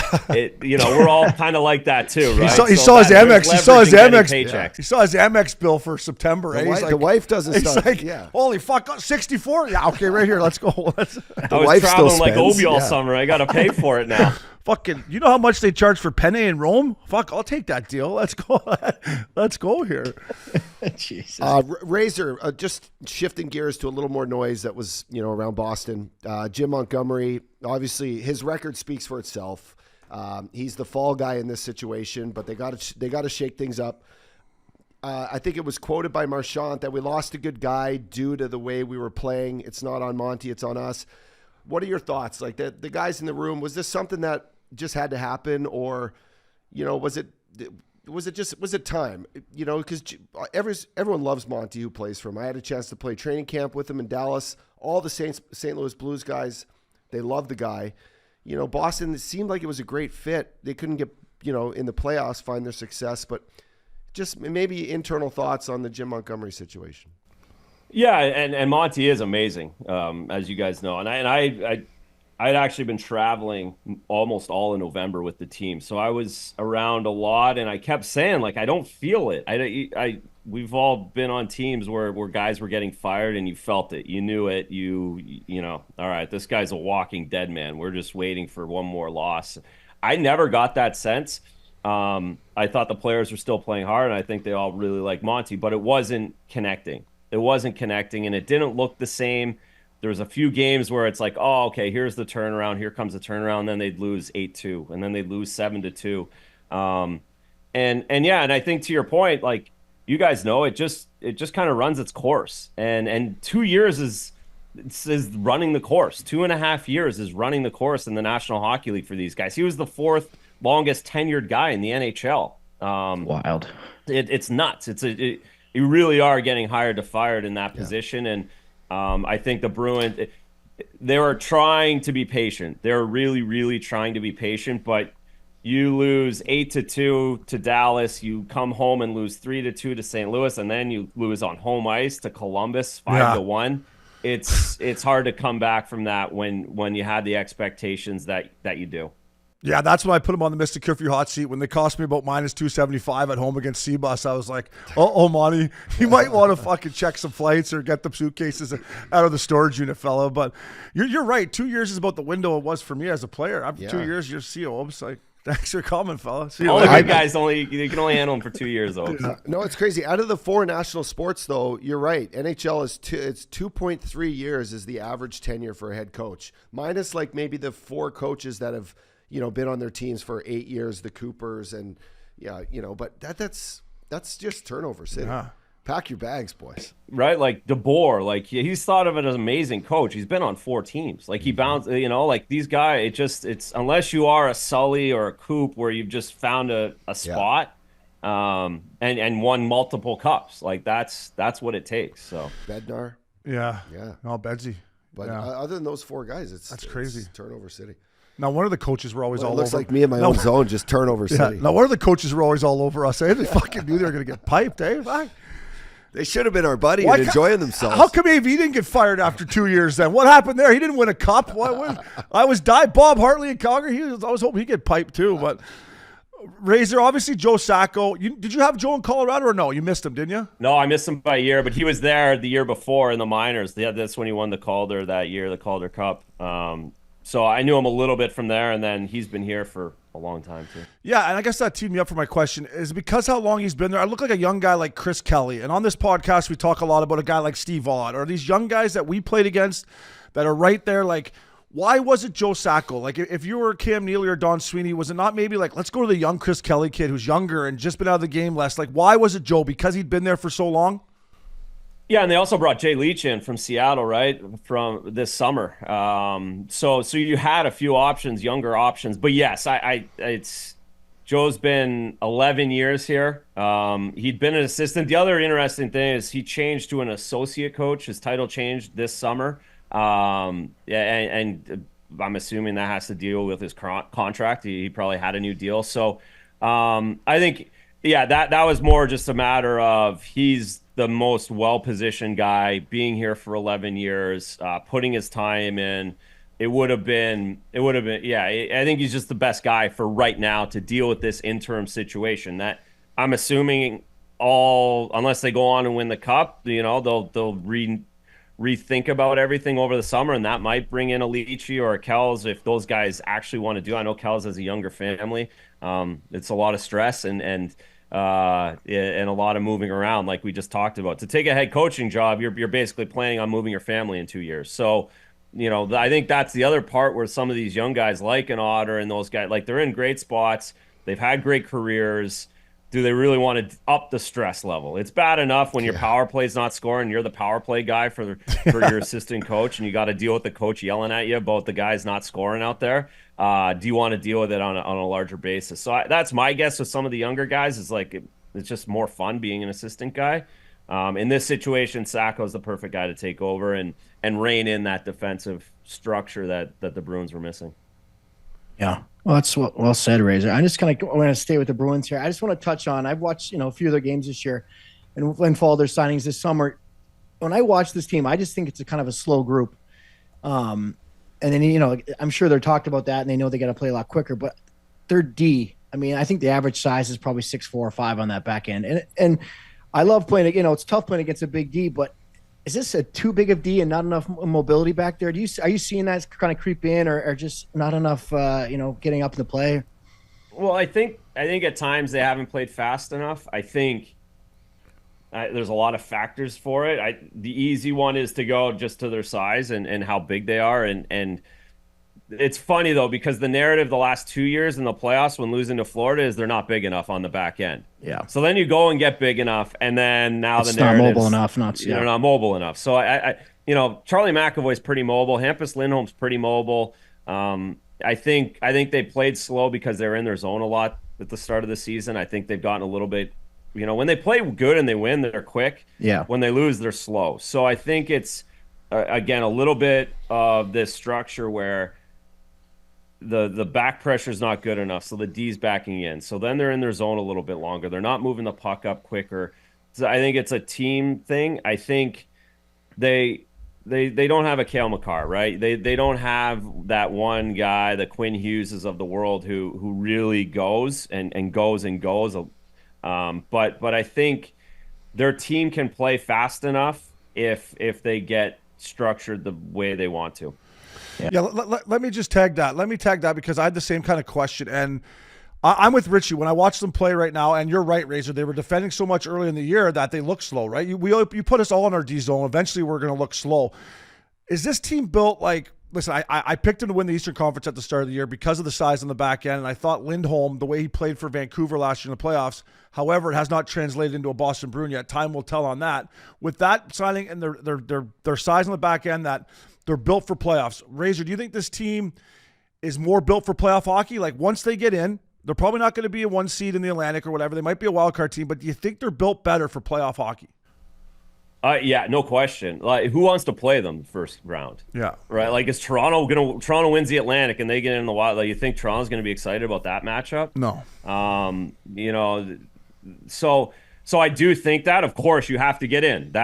You'll always have to get in, and that's the difficult part. But I do think, and I get a sense from the guys, there's been frustration, and of course, a coach got fired. There's been a lot of drama for this team, which hasn't been the case the last few years. They've kind of been smooth sailing. I think I do have a sense that these guys know at some point they're going to rattle off 9 in a row, or they feel like they're going to rattle off 9, 10 in a row, and they're going to be difficult to play against in the playoffs. I get that sense from the group. I think there is, again, some frustration, but it's not the frustration like, oh, we're dead. We can't get – it's more like we're going to get this power play figured out. We are going to figure – like whether they're in the playoffs today or they're 1 point out or whenever this comes on, they're 2 points out, they're 2 points in. They're last on the power play in the league by a lot. They're last in goal scoring with Nashville in the league. Like, they're saying this is going to come. David scored 1 goal in the last 7 games. Like, he's going to score and have a hat. Like, he's going to break out. So I think from their point of view, they feel like they're close. And if they get going, yes, they're going to be difficult. But as we know, as the season, all of a sudden you play 20 games, and then all of a sudden there's 60 games gone in the season. You're still 500. It's a grind. I mean, their season in a nutshell was the game at home against Vancouver. That is their whole entire season. They had 35. I'm like, they're going to get one here eventually, right? I got them at whatever, minus 180. I'm like, they're going to get one here eventually. Now we're down under 5 minutes in the third. I'm like, fuck, they might not get one here, but they were getting so many more chances that eventually it's going to come up. Are they looking like, are they having fun? Like, this group has always looked like they have fun. Are they getting laid or what? Listen, well, I look at it too. Kevin Shattenkirk, okay? Slow boots, but fucking Good stick, guy in the room, plays the tunes, organizes the dinners on the road.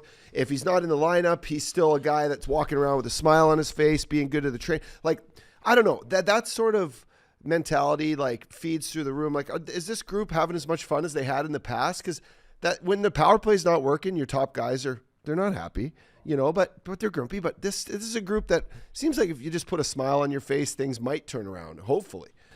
No, it's a great point. I think it's a great read.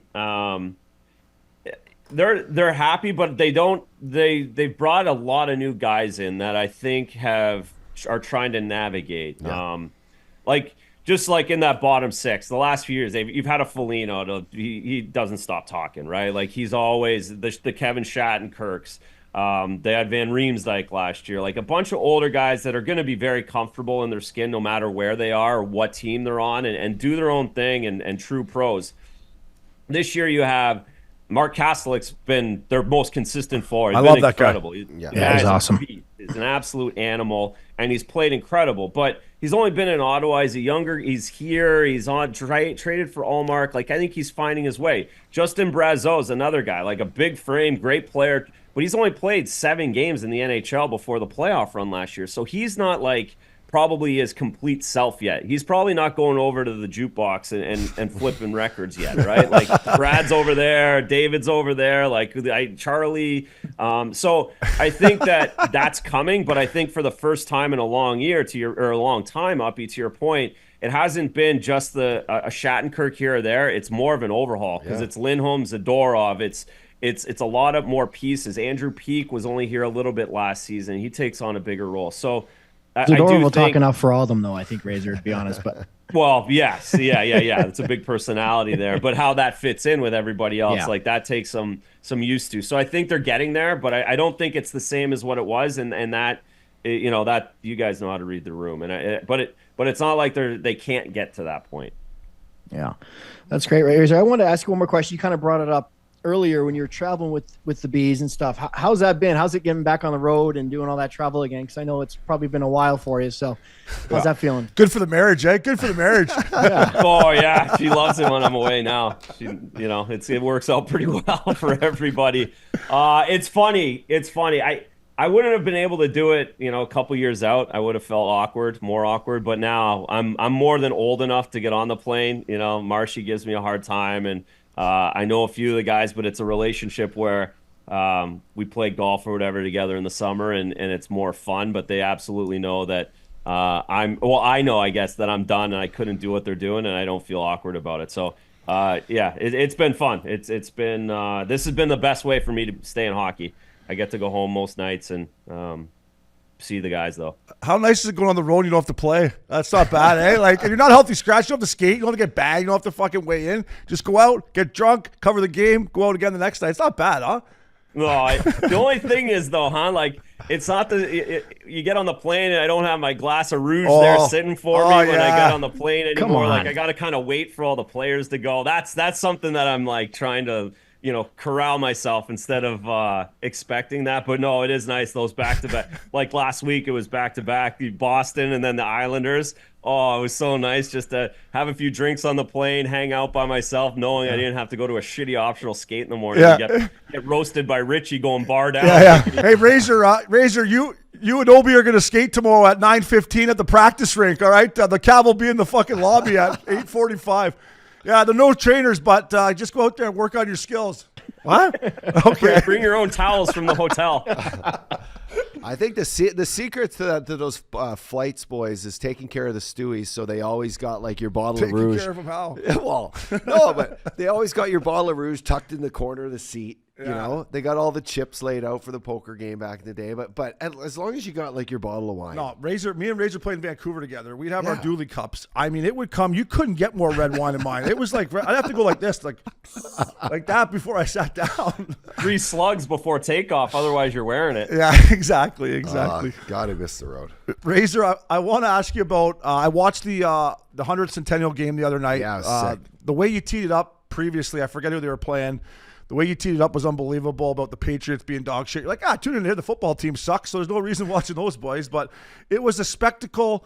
You did a great job covering it, NESN. But just all those alumni guys there, and you heard Swayman after the game, and I think I heard Pasta too, like how important the alumni is there, and just being a Boston Bruin. I know it means a lot to you. And from a guy who never played there but played against them, looking at that, I was jealous. I'm like, wow, this 100 years, Original Six, this is a special organization.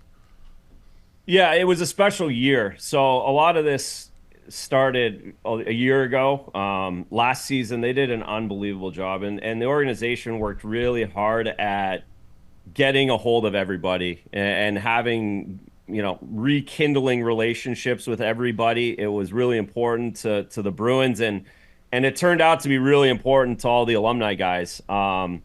To have everybody in the building last year for the first game, it was incredible. There was dinners every other month for the original 6 games that they played. All the different eras had their time together, and then bringing everybody in, and then of course it culminated in the big one last week with all the captains, and all the guys that are in the rafters. So I mentioned it. So I had Wayne Cashman as an assistant coach in the early 2000s. I had Jerry Cheevers as my goalie coach. Like, he was coming to the Kingston Frontenac's games to come and watch, and I had that. So I had that connection through. And now on the backside of it, I played against Zdeno. I was roommate with Patrice. I've got to know Brad a lot. Our kids played hockey together here. So. There's threads through the entire thing, and I think the Bruins did a really good job getting everybody back on that same thread last season, and like I said, to have everybody in the building, and it does make a difference. You guys have been on enough teams where if you have old guys around, you have old players kicking around, it really does tie in the organization and makes you feel like you're bigger than just the team. Yeah, I Razor with those two, like that's a special thing, because not every team does that. It's those teams that have that kind of that juice and that history. It's those teams do it, and it's such a cool tradition. Like some of the teams, with the Coyotes and stuff, obviously you don't have that. Didn't get that in the desert, eh? Didn't get that in the desert. Yeah. They barely made it 10 years, let alone 100. You're like, we're just hoping to get our paycheck here. Fuck. No, but I just think that's a real special thing in sports is to honor those guys that did it before, and you don't see it all the time. And I think when you see it, it's really special. I saw that video that the drone video I thought was really cool. And then they kind of went through the history of, and guys, talking on the ice through the kind of the Hall of Fame in the arena there. I thought that was so cool and well done and super classy.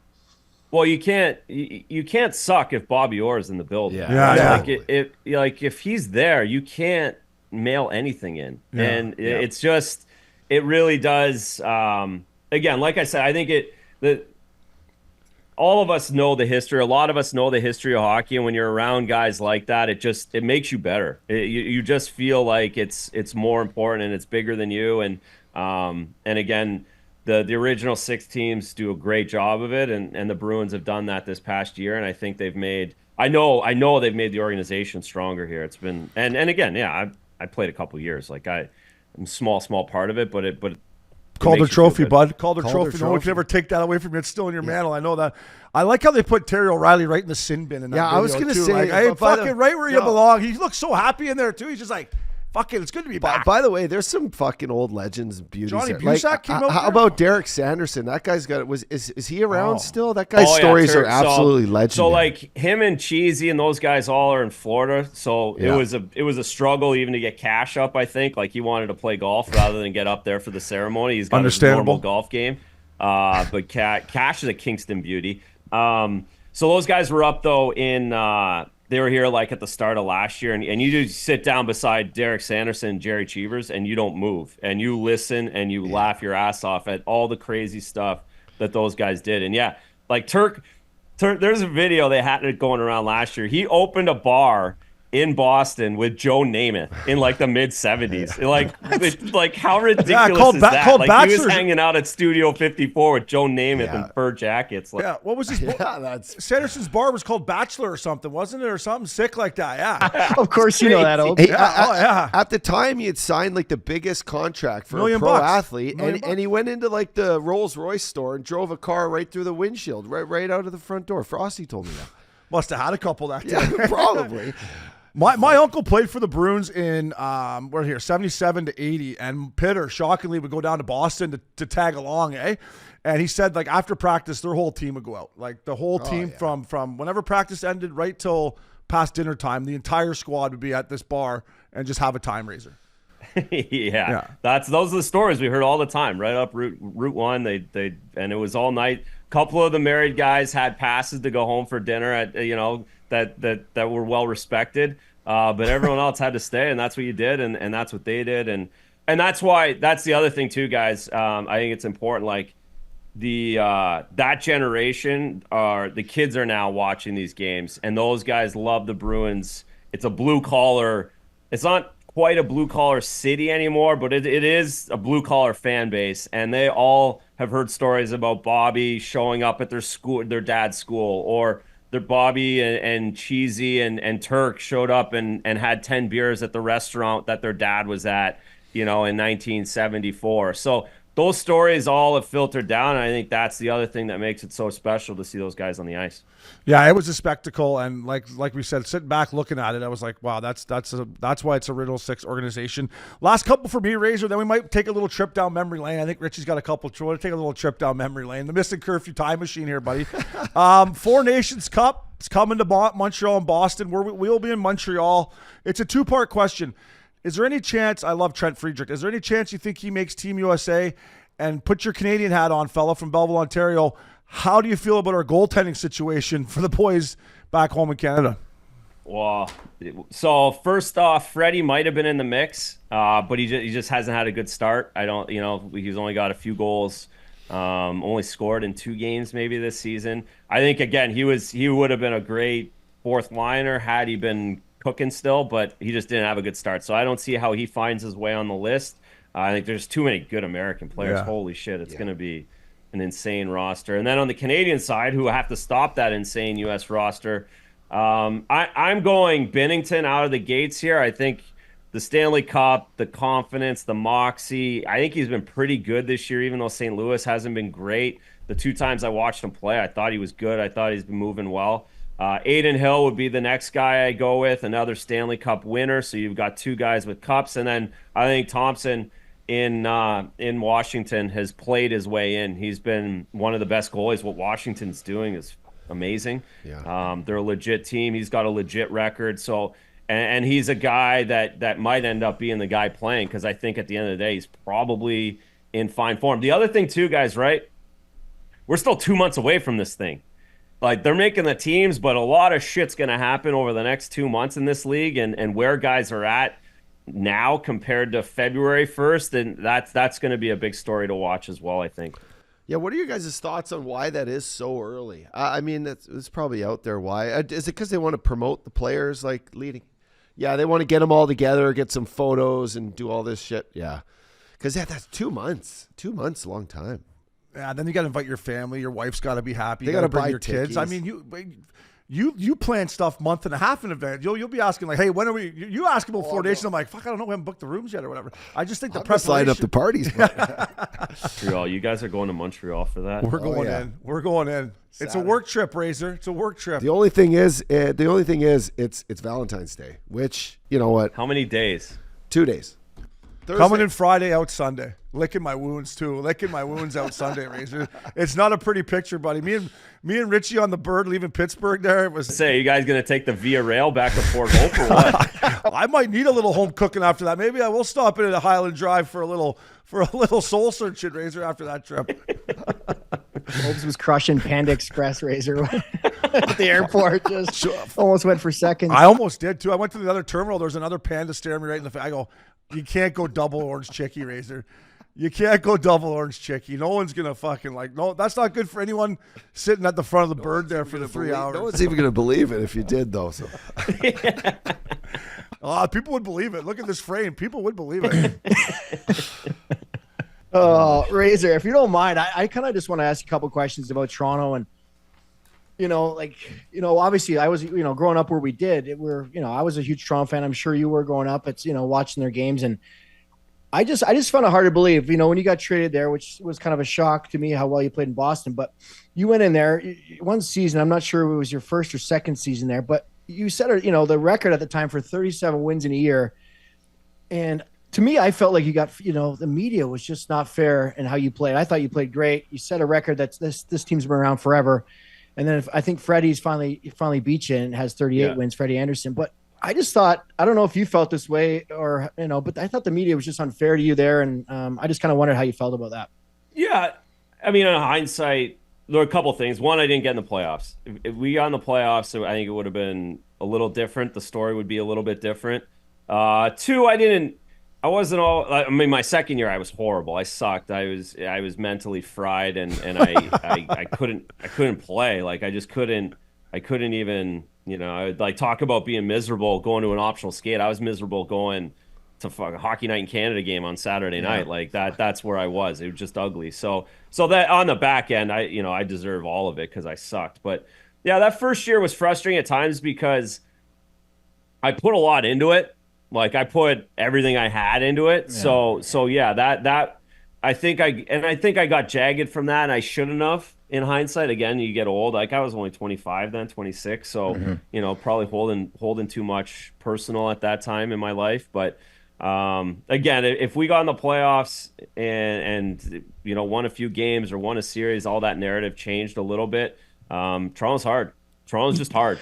And, it just seems like they're unfair to goalies. Fuck. Well, I think they're unfair to a lot of guys, and you just get that mark, and it's hard to lose it. That's the other thing too, right? Like you see it with look at Mitch Marner, right? Like, can you imagine being that good at hockey and having people tell you you're not good?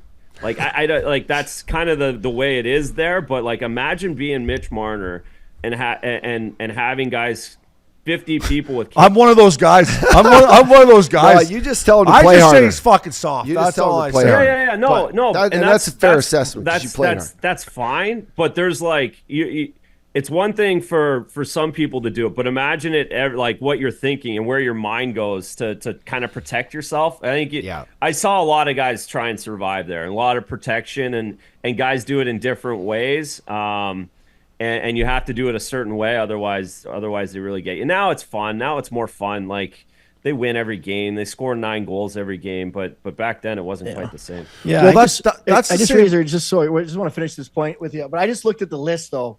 The guys that played that you're ahead of is incredible. Johnny Bauer, Mike Palmetier, Cujo, Eddie Belfour, Felix the Cat. Like this is insane list. And for you to, I just felt Johnny Bauer pissed me off. I appreciate but that's a crazy list. I appreciate it. Yeah, no, and you know what else too? I probably didn't lean into it enough when I didn't feel proud enough about it at the time. Like I kind of allowed everyone to beat me down, and I shouldn't have done that. And I should have been stronger. I should have stood up to that. And I think if I had stood up to that and said, "Hey, listen, this is what I did, and I tried really hard, and that I might have been able to get my way out of it." But again, I wasn't proud enough of 37 wins in a season. As I am now, I guess. Yeah. You guys got fucked by a shootout, didn't you? Didn't the shootout pinch you guys with 1 point or something? Or you could go on and on about this whole thing. Yeah. So. Go ahead. Well, what's his name? What's that guy's? Wade Dublowitz. Jersey Devils. For the Islanders, yeah. In a shootout. There's the shootout, yeah. Sunday afternoon. Like, it just couldn't have fallen worse at certain times. I think I played like 44 straight games to end the season too, like something ridiculous. Like, tough on I was mentally that's how they lean on you. Tough on the groins, Razor? Fucking tough. Practice is off. No optional skates, boys. No third goalies. Like none of that bullshit. I did every day. Hey, Razor, we're gonna ride you here. Hey, Razor, you've played 40 straight, but get out there for practice tomorrow, 10:15 on the ice. Hey, we're gonna be doing some 2-on-1s, backdoor 2-on-1s for you there. Hey, but you're right. Toronto's a different animal, but even in Vancouver and Razor, we played there for a year. Like sometimes I go to the media, like, are you trying to make it harder for Louis? Like, are you trying to piss him off? Or do you guys want us to win the Stanley Cup? Or are you trying to piss him off with the stupid fucking questions you continue to ask him? And you saw that firsthand. That's the thing, right? You get the media, like, churns up, like, I always remember, and it was in the Vancouver as well, like, when they would boo Lou. It's like, but the media would tell that story and, like, make sure everybody knew that that's what was going on. And then the fans felt entitled or emboldened to do it, and it's a scary little snowball that rolls down the hill. Yeah, but hey, you got your redemption back on a hockey night in Canada at ACC with a day off the next day. I'll never forget Razor giving it to the fans one of these. Hey, I was loving it. I'm like, let's go, Razor. Shower up, buddy. We're out of here. That was the night Sundin scored the winner, right? No, that was different. No, Mats was still in Toronto, or he was on the shelf. That was the shootout match the next year. That was the year that the Twins just went nuts after Lou gave up 3 in the first period. That's right. So I went in after the first period. I'm like, oh boy, this will be real interesting. You know how much shit I get for this. But fortunately, we squeezed it out, and the Twins went crazy, and Burr probably scored the winner. And we had that was a good night. That was a lot of fun. So that would be perfect to montage here on your editing that video. Yeah, Prince, you dig that one up. We had Obes. Remember, we had like one of the Canadian, like, Air Force come and talk to us the next morning, the Sunday morning. Yeah, and that was like a funeral walk. I'm not sure I got the message she was delivering there. Razor, what did he say? What did he say? Thank you for your service, bud. Fuck. Oh boy, there was not much sleep. Razor, listen, buddy, I could do this all day with you. Thank you so much for taking the time. Continued success with NESN, buddy. And not that the Bees care, but I got my money on them. So if they need a little motivation, let them know that Obes has got his hard-earned Missin Curfew cash on the boys to win the East. I'll let Marshy know to rattle the cage for those guys. But no, it's always the best. You guys know that. Thanks, Razor. Welcome back to Missin Curfew. Updog Richie, thank you to Razor, Andrew Raycroft. In all seriousness, was a guy that me and Richie looked up to, made the NHL before us, made us believe from, Quinny West region that we could do it. I play with Razor in Vancouver, one of my favorite teammates. He's doing great things with NESN, so thanks to Razor for having him up, dog. Yeah, humble guy. Got a great personality on him, boys. It's nice to just go down memory lane with you two. Well, you three, and get a couple chuckles. But love what he's doing, as you said. Boston Bruins are now they're starting to roll, baby. They're starting to roll, and he's on the bird with the boys going on the road. So I'm jealous. I know you are. Yeah, thanks, Razor. It's been so cool. We've been close, family friends, and our dads are close, and his uncle's close with my dad. So it's, kind of a homecoming in a way. So that was very cool, and I'm just really proud of him. He said he had such a good career, and then seeing what he does for NESN, I think he does a hell of a job, and I think bigger and better things for Razor, whatever he wants to do. So thanks a lot, Razor. Yeah, well said. Thank you to YouTube Beauties. Thank you to Hall Pass Media, Kyle Conway, the Ice Pick, Max Pickup. That was Missin Curfew. Fellas.